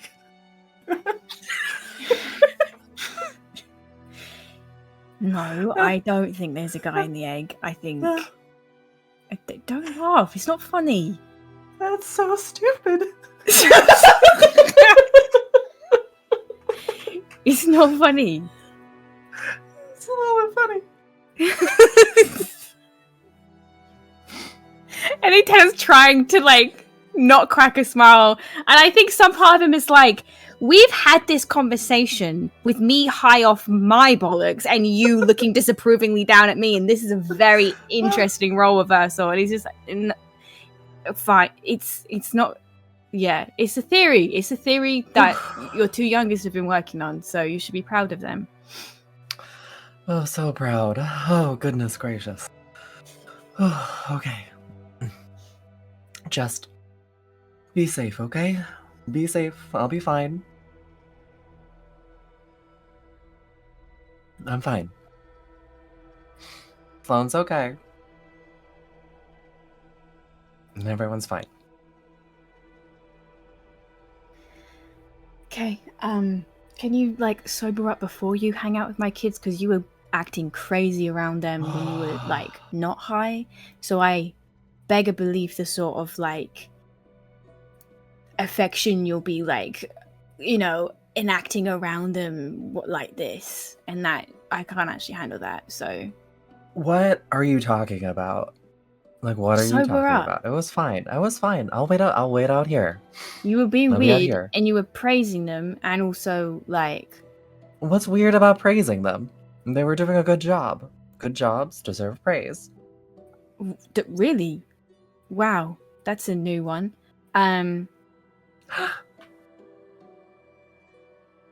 What is that supposed to mean? I'm not having this conversation with you when you're high. Do you think I'm not proud of you? I don't know.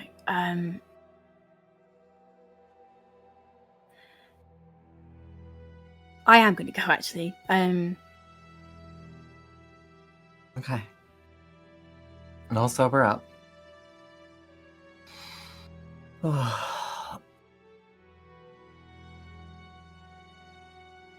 You okay? Yeah. You really okay? No.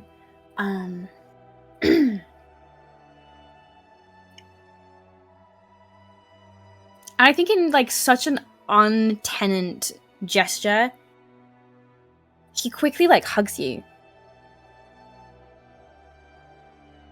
And it like lasts just like a beat, and then he kind of like releases you. Okay. Bye. And like will not look you in the eye. And walks off. I'm proud of you.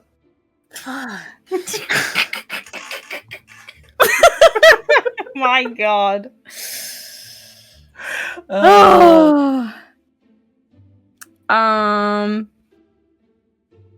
Other two siblings. Yeah, no, as we're walking, and talking. I yelled that into the void. Rose for sure heard it. Yeah, as we're walking and talking, I think Rodella just kind of, what?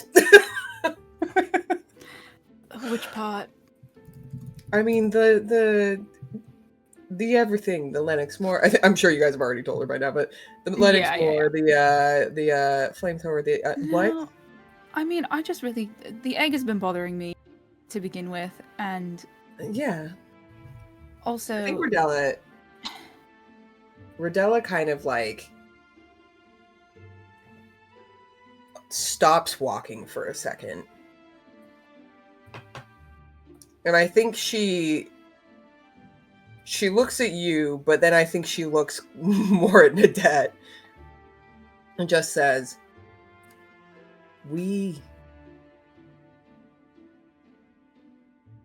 I'm not saying that your theory doesn't have merit. Frankly, I don't know what that egg is, or the purpose, or why it seemed like we couldn't lift it, or... Clearly it's important. For some reason. We cannot make rash decisions right now. You know, honestly, I just think there's something poetic. If there's something inside, it burned down our house. Takes its own medicine. The egg did not burn down our house. Molly. We don't know that! I think Adela just pats you on the head and just like, oh, okay. And I the don't know. flamethrower thing was also mostly because if fucking Wallow shows up again, I would like for us to have a way to fight it that's not Tennant's gun with a special ability that I think he can only use once a day. So I just wanted us to have alternatives. No, that's smart. And it's As kind of far fun. as the egg goes, we have no idea if that egg is an essential part. What do you take me for? I wasn't just gonna go down. Stop blasting. Looks at Nadette. It was Ruby's idea to just stop blasting. But I think hearing feedback, we've both come to realize that might not be the best idea, but it's still a good idea to have in the back pocket. Back pocket. Looks at both of your back pockets. Ruby's It's just got my butt. fucking something. Yeah, is it Just- pretty, like, apparent? I mean, I think there's only so many things you can stick in a Batman utility belt, but some of it is sticky a little bit, you know? Yeah, I think Ridella's eyes lock onto it and lock onto you, and she gives you a very, like, you're gonna be the responsible one here, And- okay? I am currently the only one capable. So, What do you it's mean? fine.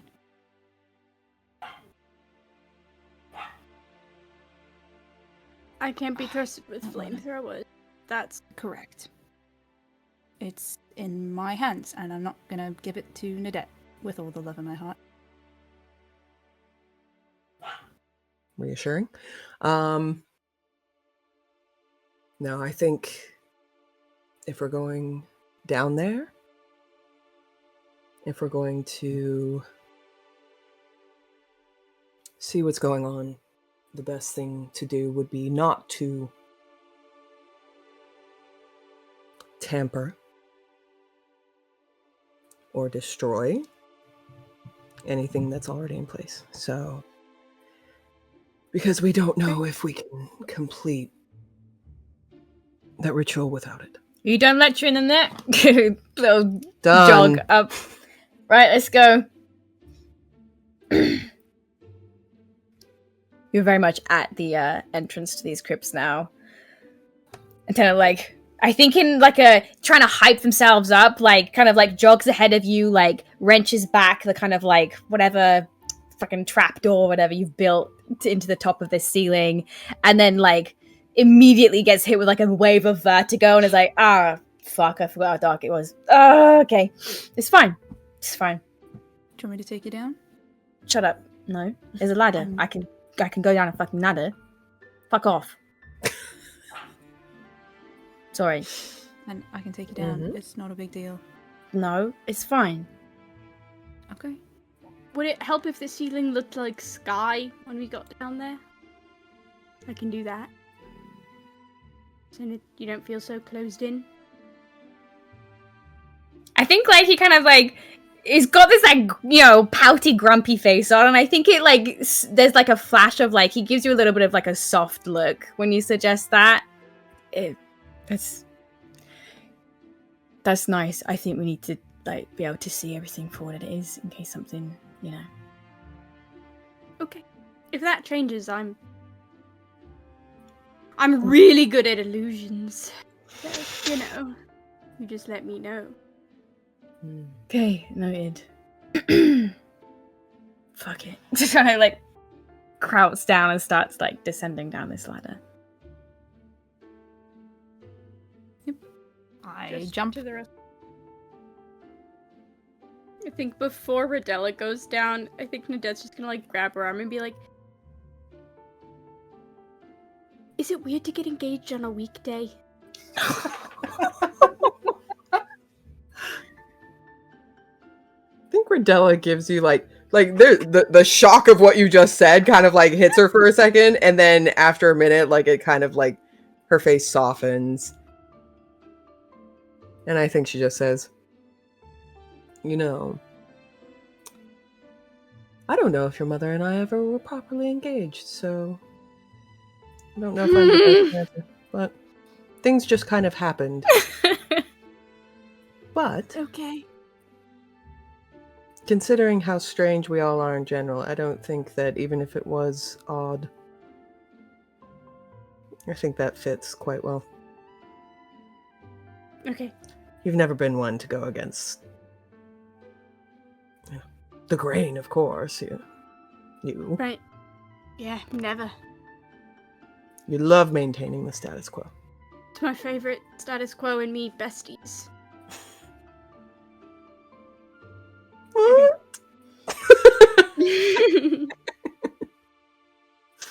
Okay, after you.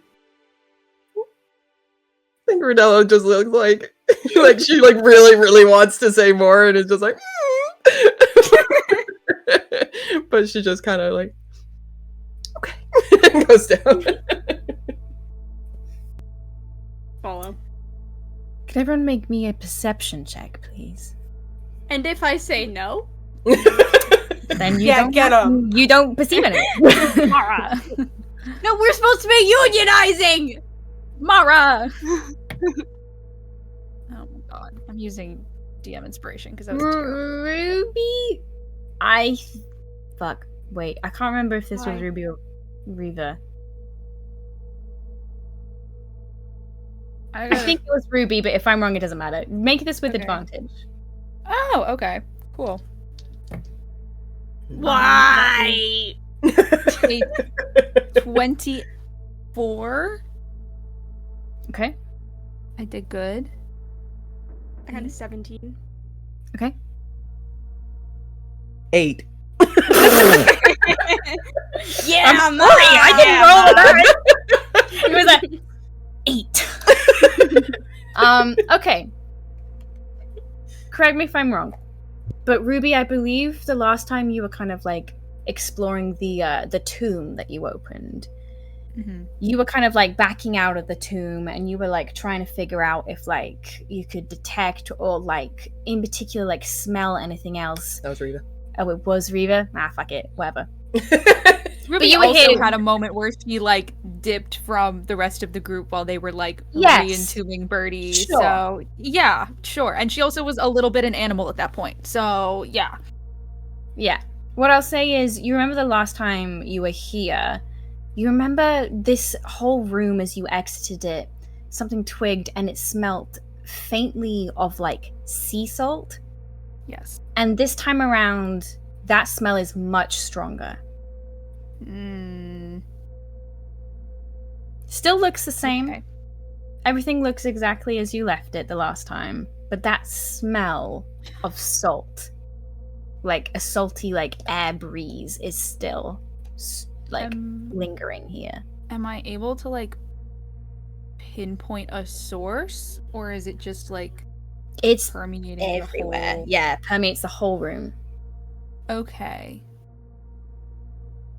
I think that she's immediately on guard a little bit and like kind of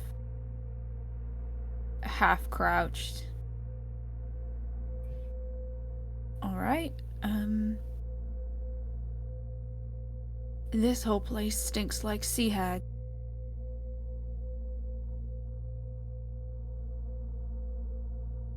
Right.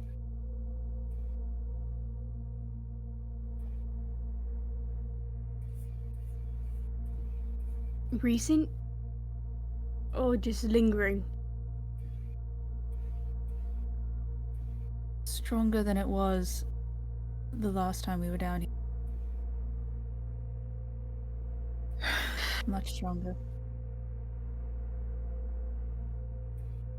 Okay, so what are we doing here? What's the plan? Really fast, can I primeval awareness? Mm.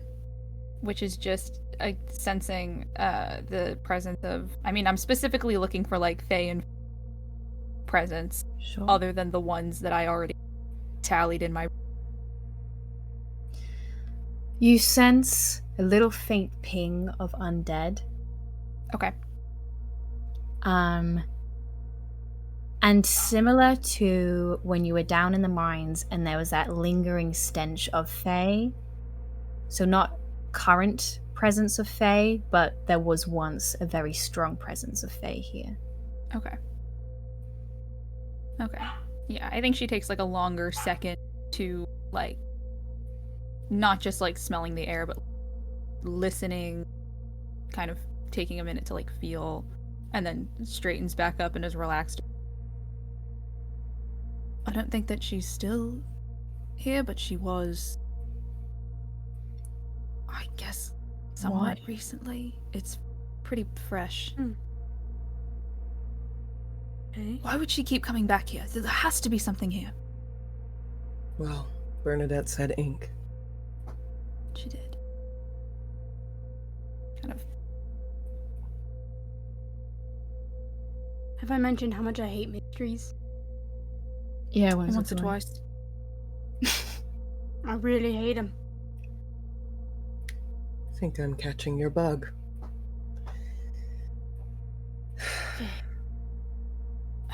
We want to try what last time? Wanna hold hands? Before we make Ruby hold all our hands, can I just make some kind of check to see if anything is different? Like the dust in the ground has been moved this way, there's scrapes, like just to see if there's anything noticeably different from the last time we were here. Beyond the Sure. scent. Yeah. Would insight Probably. perception? Ooh, okay, that's a 17 on the die plus 4 for a 21.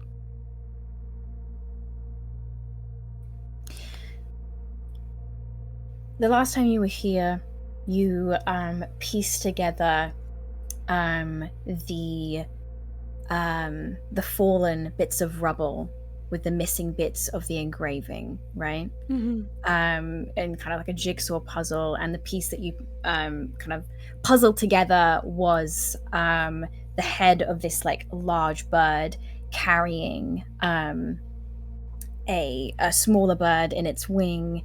And this kind of bird had this, very sad looking beak with like tears coming out of its eyes.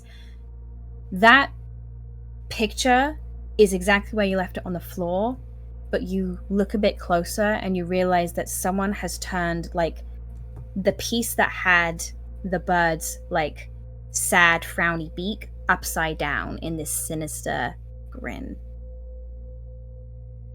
That's new. Look, they turn this piece. Smiling, but not cute smiling, creepy smiling. Yeah, that tracks, bitch.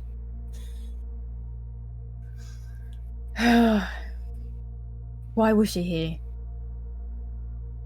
Can I turn the piece back into the frown? Mhm. Does anything happen? Turn it back to the smile? The pieces that were on the ground, had those, correct me if I'm wrong, had those fallen from the hole in the ceiling that we made when we got... Yes. Okay. Can't mend those without entombing us, and I don't want to do that right. I think Tennant almost reads your thoughts as you kind of like, and he kind of like He has shoots a you a moment little and bit of then a wary look of like, I'm not going to stop you, but I am going to have a panic attack about it. It kind of catches that, and just, that's plenty. Well, the ritual worked without that intact, so. We did last time. Okay, fine. You're all annoying. Thank you for trying to spare me. Let's just fucking do this and see if any... Holds her hands out. Okay.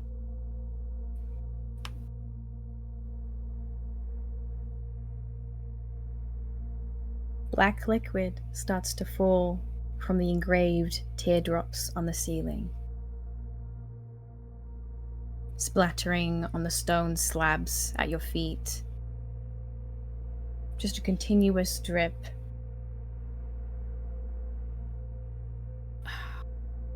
Can I make a perception check to see if anything else in the room changes?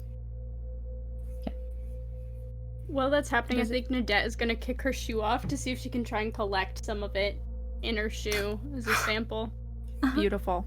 It's a 13. I don't think you notice anything. Does it, like, pool anywhere?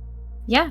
I think it starts as like a slow drip, and then like after like 20-30 seconds it kind of like starts to fall in like a steady stream, and the whole, you know, there's becomes like a maybe like an inch layer across the whole room, and that becomes like 2 inches as the whole, like, it doesn't seem to drain away anywhere. It does seem to be like staying sealed within this room, and this level of liquid starts to rise. Are the beaks open on the little... On the wall? Sketching, yeah. Yes, they are currently open. Okay.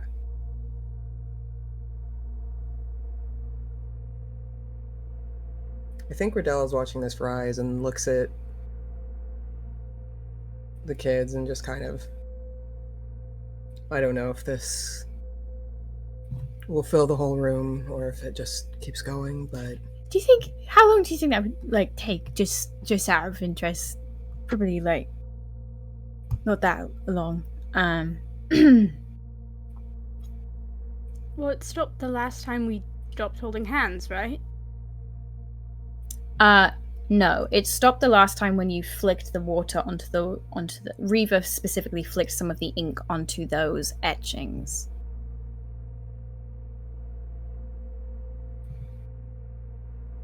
I think Riddell suddenly gets a little bit like anxious, going, okay, but what if that doesn't work this time? And looks at the others.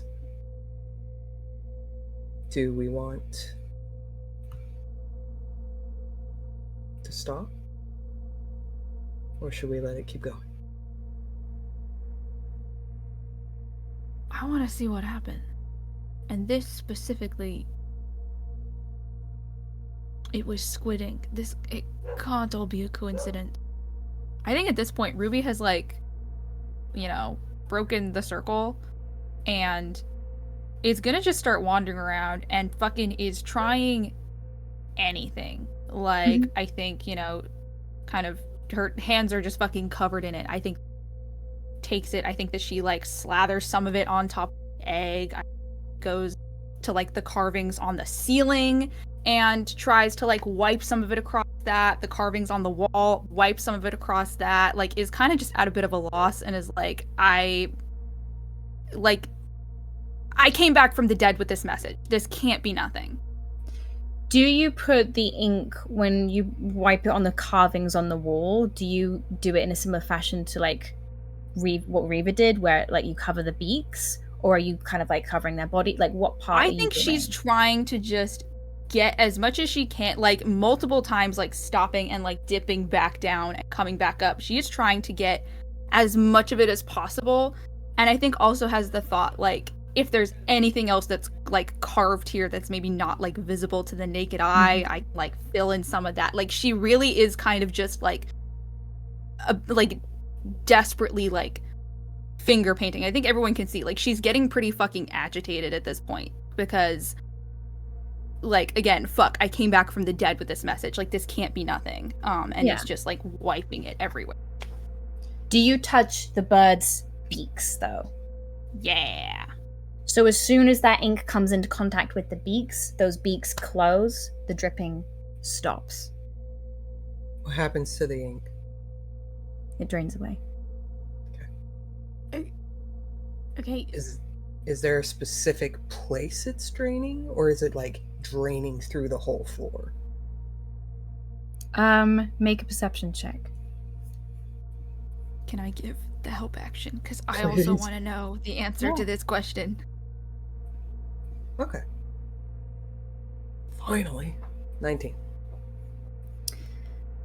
It doesn't look like it's being like funneled anywhere or draining like through the floor. It almost looks as if it's like receding like back into like the walls. Like the only way I can describe it is like where like the wall and the floor meet, that join, it's like it gets sucked. Yes. Hmm.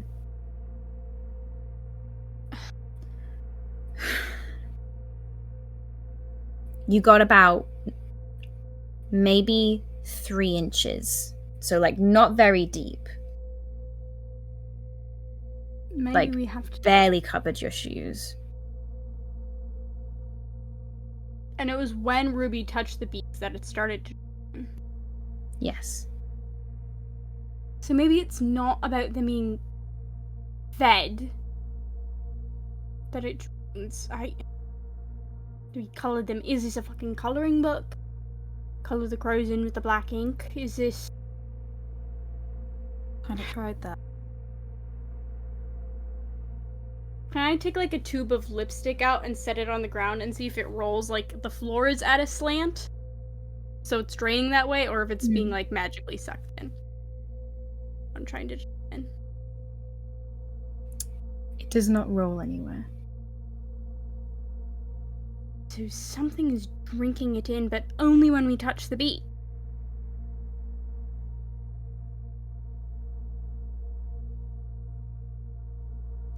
Well, it seems like when the ink was falling, there was nothing that was stopping it until it touched the base. Shut up. So But what's the... what is the Puck. purpose? Yeah. Last time we did this, did we have the braziers lit? Or I don't remember. should we try doing it again, but with them lit?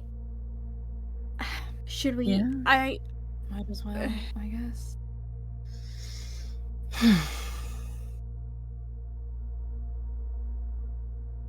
We'll go and light them, just if nothing else, to get a light. Ruby, you see Tennant's hand twitch at his side and then fall still. That's fucked up. Shut up. Don't say that to me.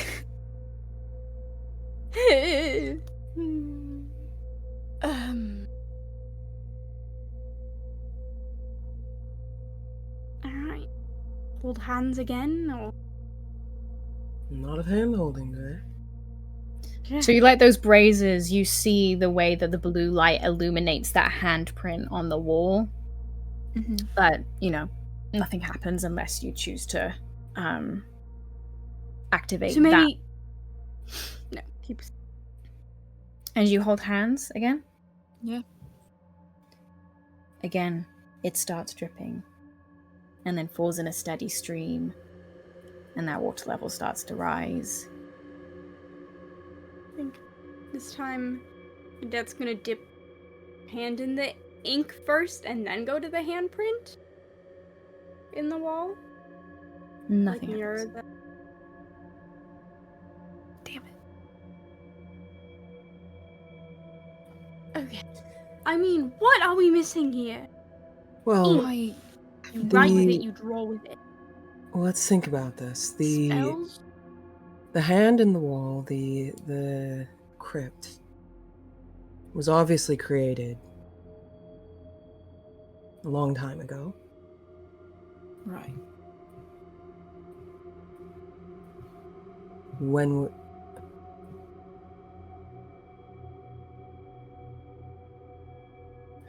I think she looks around at like all the ink falling and just kind of like,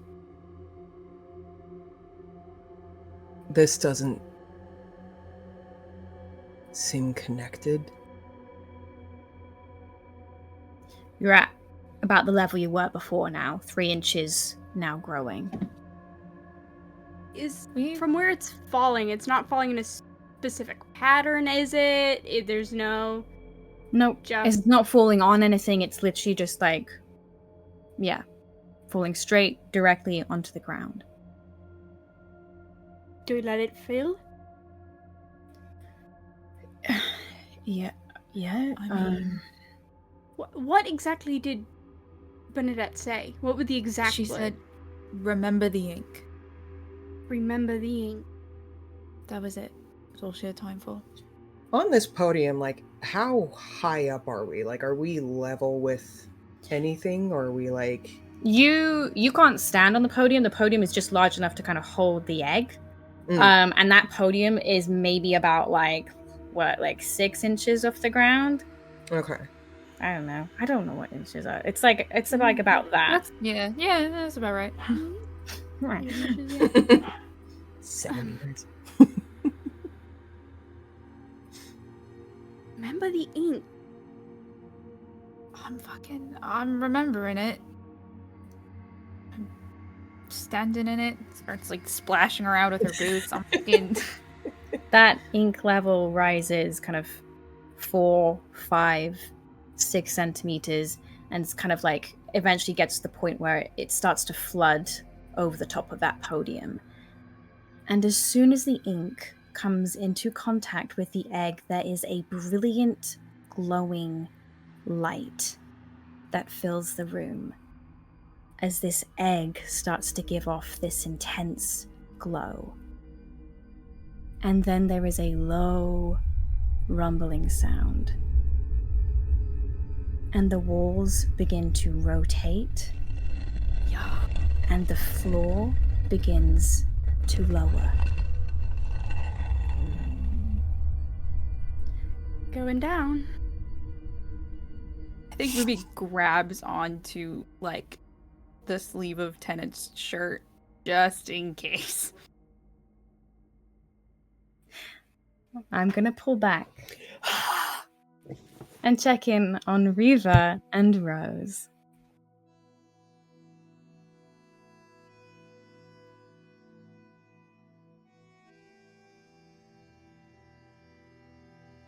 I think Reva has stopped outside the door. And internally, I think she's grasping onto this chemically induced giddiness like it's a punctured life raft, with the knowledge that it's like the only thing keeping her from sinking into her worries for Sloane and her gratitude, knowing that she must have expended so much in order to keep time while trapped. If it wasn't for her, that maybe the kids would have been there for not hours, but days or months or years in that span of an hour. It's the worry for her and her family, and then also a lifetime of memories of her kids and moments where she's wondering, did I really tell them I was proud of them at this moment, or did I not say anything? Or like, what did I do? I thought I did, but maybe I didn't. And the worry of like a lifetime of memories of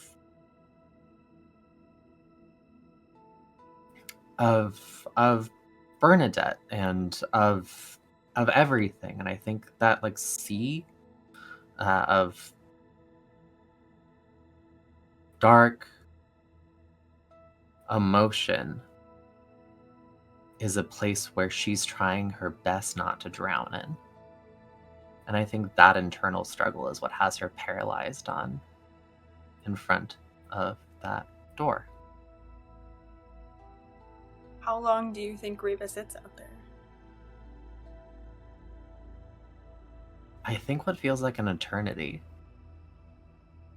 I think probably 10 real-time minutes, maybe 15 real-time minutes passes, and then from inside the house you hear a muffled breaking of glass, and Rose just not yell, but just a muffled fuck.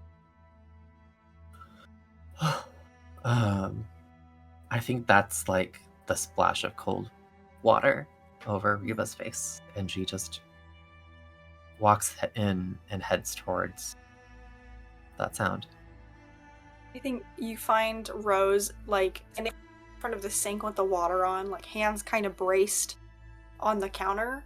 And at the sound of the door not opening but closing, you see they kind of, like, jump and turn. And it's instantly very clear that, like, her eyes are red and puffy enough that you know that they're probably, like, just were walking themselves out of a very small, cute, sexy little panic attack. And, like, turns and looks surprised to see you and a little bit disappointed to see you, and just, oh, Reva, hi, sorry, I figured you went with them. What can I do for you?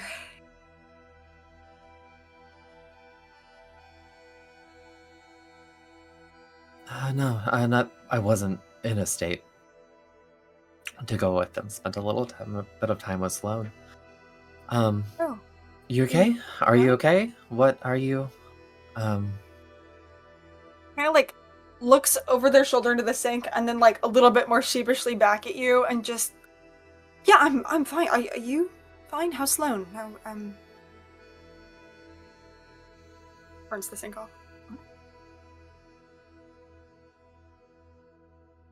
I think Reva's sort of, like, just as lost in, I think, the broken glass for a moment. And just, like, doesn't look away. And just, she's fine. She's fine. Good.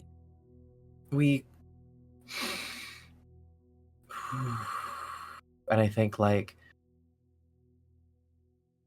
Riva is feeling the last, like, sort of, like, buoyancy sort of like leave. Let me help clean this up. Oh, you don't have to. It's fine.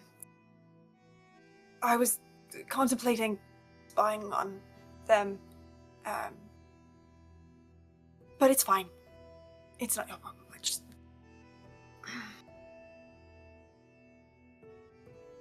Are you... And I think, like, kind of clocks the red eyes for the first time, but I think, like, processes it in a different direction and just stops herself from saying, like, were you crying?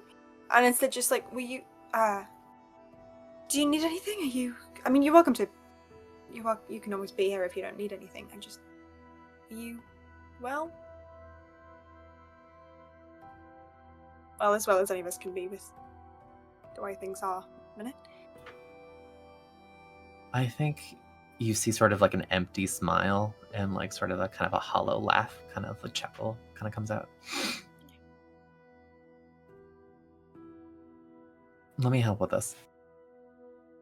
It's fine. Okay. Yeah, I am. Thank you. It was foolish anyway. It probably would have freaked them out if they felt a scry on them. I just sort of wanted reassurance that they didn't instantly cave in everything and die. So, and reception's spotty down there, so it was sort of magic or nothing, you know. You see a little, I think it lets slip a little bit of like Riva's anxiety at that moment. The idea that like, oh shit, like what if something actually bad has really happened? It should be fine. It should be fine. Rodella's there. We'll be fine. But if you'd like, we definitely could scry on them. Squints at you just a little bit. Yeah, I mean I can. It can't hurt, right? I mean, just to be certain. Really. Right. If you think it's a good idea, then I suppose I could. I mean, I don't want to impose. I know it's been a long day. No opposition. I can. Kind of looks back in the sink. I'll have to get another bowl, but I can do that. I'll get a bowl. And we'll go and fetch another bowl and begin filling it up at the sink, very careful of the broken glass underneath. Let me clear some space. Oh, thank you. And I think I'm going to go to the kitchen and start carefully organizing and deconstructing the conspiracy board. But I linger when it comes over Elowen and Aspen's homework assignments. And the picture, the portrait, and I stack those on top. Oh.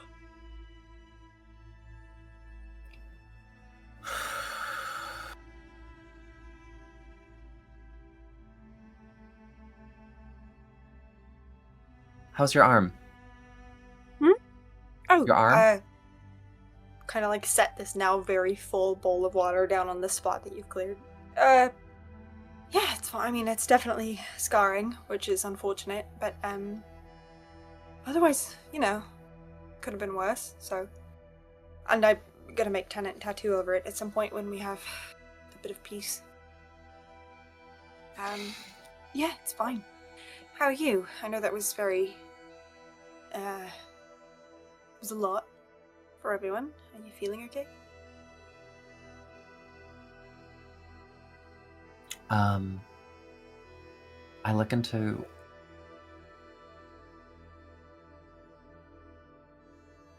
into my reflection off of the bowl of water. Yeah.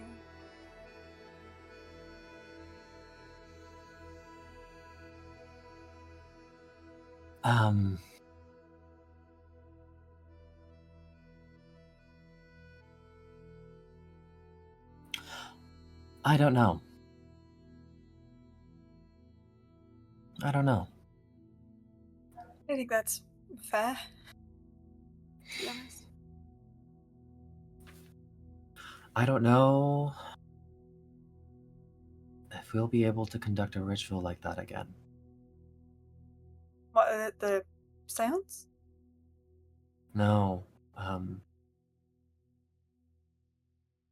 Bringing Ruby back. Oh. Right, why? I mean, obviously, I don't expect us to, and I hope that we don't, but, I mean,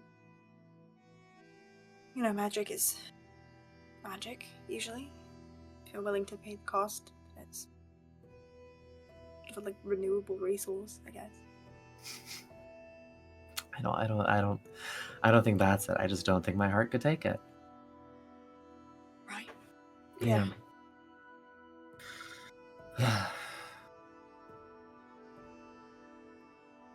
Yeah. Understandable. I mean, and I think that Rose has this sort of like momentary out-of-body experience of like, I'm talking about my feelings with Reva Crowcolt, and Reva Crowcolt is talking about her feelings with me. Am I in a dream? Sort of like snaps herself out of it and just, yeah. I mean, I can't imagine if one of the girls grew up, and so fair. I wish I had the right thing to say. I just. No, it's this is good. I needed to sober up. Sober. And then I think sort of like standing next to you now for the first time, like really processes the smell. I think part of Rose was like, it's probably just like coming from like fucking the death in here. And then just sort of that, well, no, that is rather strong, isn't it? And then just, Reva, were you high? Are you high? I am no longer high, as much as I wish I still was. Why everyone's getting high today except for me? I'm feeling rather left out, if I'm being honest. Not that I really want to be, but If you like, we could raid Sloan's secret stash together sometime. Ooh, tempting, but last time I let Tenant talk me into it, I nearly jumped out the window, so probably not. Rather Oh not. god.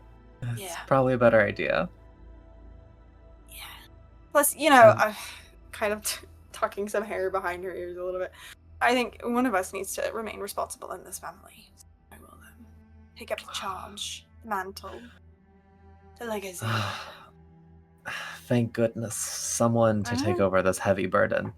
I know. Well, Finally you know, goof I off.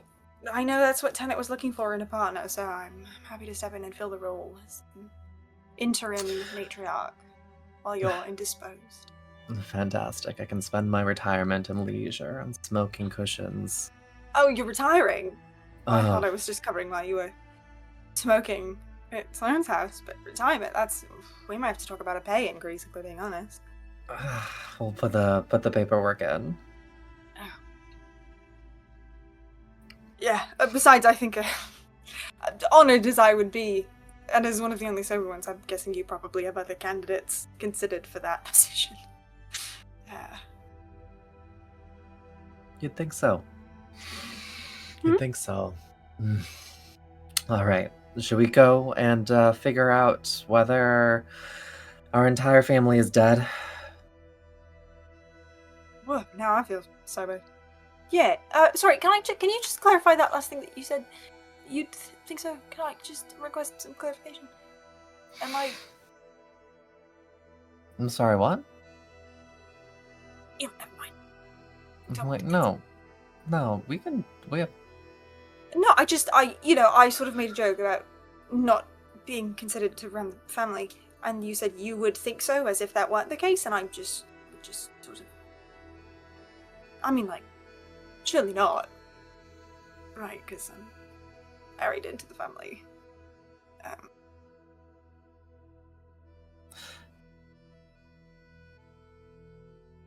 What does that have to do with anything? I think Rose looks the most baffled you've ever seen Rose looked, as someone who was raised in a royal family in which bloodlines are everything. Just, the legacy of the Crowcolts. Like, obviously, like, the name wouldn't end because I'm a Crowcolt, but it, just... No? And What? Tennant and Ruby and Nadette and, your children.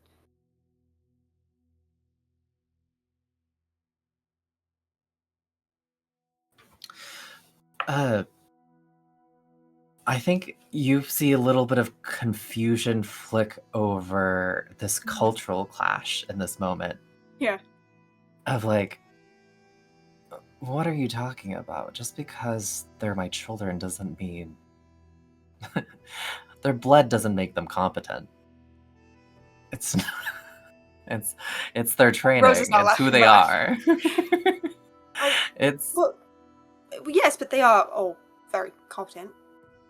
I don't think it's necessarily an issue of competency. I'll take the Right. compliment, but But it's all about who is the most capable, not who is related to who. sorry, are you I'm processing. What are we talking about here exactly? Maybe we should just say plain. What does that mean? I think you are extremely intelligent and capable, and I would Thank you. very much be less concerned about the future if you wanted to. I'm like narrowing my eyes a little bit. Gross is like narrowing their eyes back, trying to like figure out what the fuck's happening here. We can talk about it later if you'd like. Okay. The Yeah. point being, my siblings and I had diverging opinions about where we wanted to take our family business, and those diverging opinions tore our family apart. I would hate what happened to us to happen to all of you. I mean, I don't see that happening. That obviously they, bicker constantly, but in that I didn't know your siblings, other than Sloane, obviously, who I do know. But I think, like, I smile a little bit at that. they are kind, and I don't. If that's your worry, I don't think.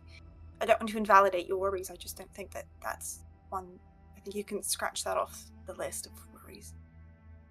I'm extremely flattered by this extremely baffling line of conversation that we've sort of stumbled our way into, but I think, I'm gonna stop. I'm gonna scry. Because I feel like the more I talk, the more I'm sort of gonna bumble my way into a different direction, so I'm just gonna do this. Thank you for the compliment. It will go to my head. I'm gonna do that. I'm gonna try to scry on it. Yeah, so remind me how scrying works. Is it... Mhm. I assume you don't need like an item of their clothing because he's your husband. So it depends on if he's gonna try to resist the save or not. Let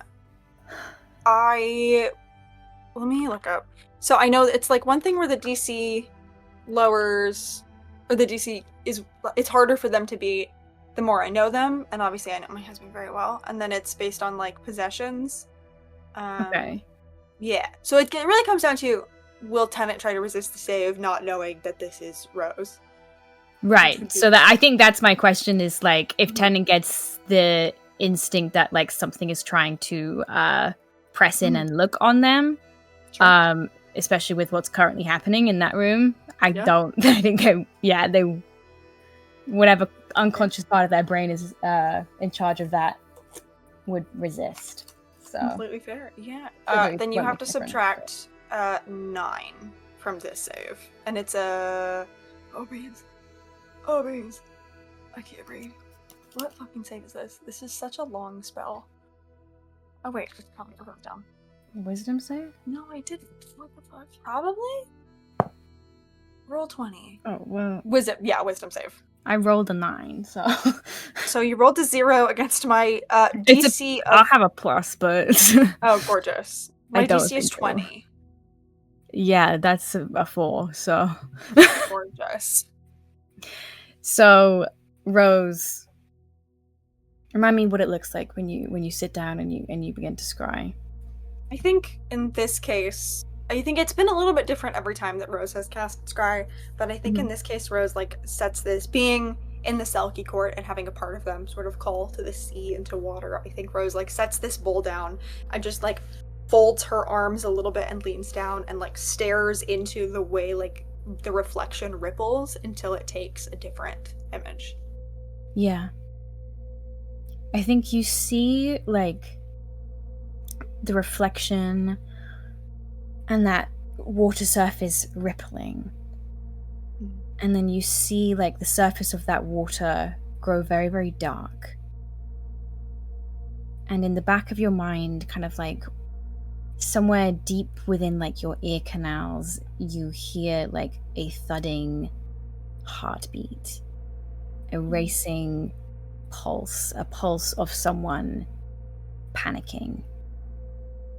And as we pull from this vision what Rose is seeing, what is currently happening now in this crypt, the 4 of you feel this floor begin to lower and these walls begin to rotate. And notably, this podium that the egg sits on does not lower with you. Instead, as the floor lowers, this podium stretches up into a tower as the floor lowers and lowers and the walls rotate. And again, these etchings on the wall don't lower with you. They stay at the height that they were. So the length of these walls grow in feet. And as they rotate, it reveals several things. Tennant's kind of like gripping onto your hand, Ruby. And you hear this kind of like of like gushing as these walls rotate and the floor lowers and these like small chambers in the walls are revealed and more water smelling strongly of sea salt gushes out into the chamber. And now not just the dripping ink from the ceiling, but dark seawater is rapidly filling this chamber. And the floor continues to lower, and this egg continues to glow. And then everyone make me a perception check, please. Yeah, how deep is this water around us right now? Like, we're lowering, right? And You're lowering, and now like the floor's rapidly like the room's rapidly filling. I would say you were probably in up to your chest, and you were just about probably like about to start floating in this water. Do you want us who are scrying to also roll? That was also my question. No, you will not be able to see this from where you are Okay. watching. Got a 16. 16. Okay. Oh my god. 9. Okay. Okay. Ruby and Nadette, in between these, so this seawater is still that like inky black, impossible to kind of see through. But then something catches your eye, and as you begin to float, and I think like Tennant's grip on you, Ruby, like gets, you know, very, very like almost strong enough to hurt, and you remember this boy cannot swim. I think that she is like using her cloak to keep them like a couple of like so that their chest is like a couple of inches out of, and is holding on both of them. Ruby and Nadette, you see these dancing lights underneath, kind of in this murky blackness of the water. These just like, maybe like golf ball sized dancing lights.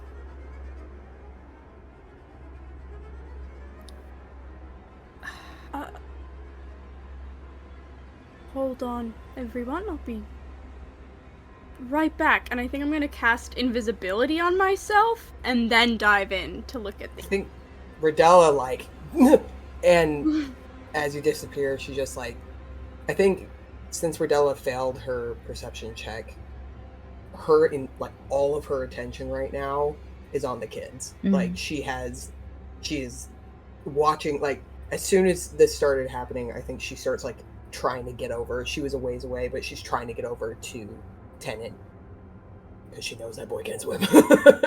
And when she sees Nadette go under, it's like, oh god, no.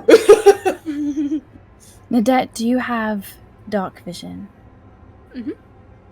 Okay.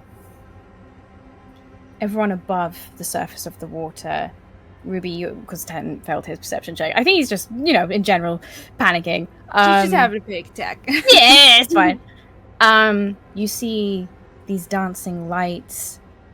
Rodella, you don't see this. And then Ruby, you kind of like, I think Tennant is kind of like grabbing onto you, and he's like, this is fucking, what the fuck do we do? What the fuck do we do? She's checking, and she's gonna be fine. Checking what? Checking what the fuck is There's that? shit down, there's light down there, okay? She's gonna Ruby, find I out can't what's fucking... down there. And suddenly there is a... And Tennant is pulled under. Nadette. Even though I'm holding him? Please, just please. He is pulled under with such ferocity, it immediately breaks your grip. Nadette, these dancing lights you see swimming in front of you. And you look and you peer into the darkness, your eyes kind of like burning with salt. Mm-hmm. And beyond those dancing lights, you see a large open maw and a fin as some sort of anglerfish shark swings its head around, reaches up and grabs a foot and tugs. And that's where we're going to end the session for today. Okay. Oh, but what if we didn't? Just please join us next time to see if these guys are fish food or not. Hey! Until then, Becca, bye!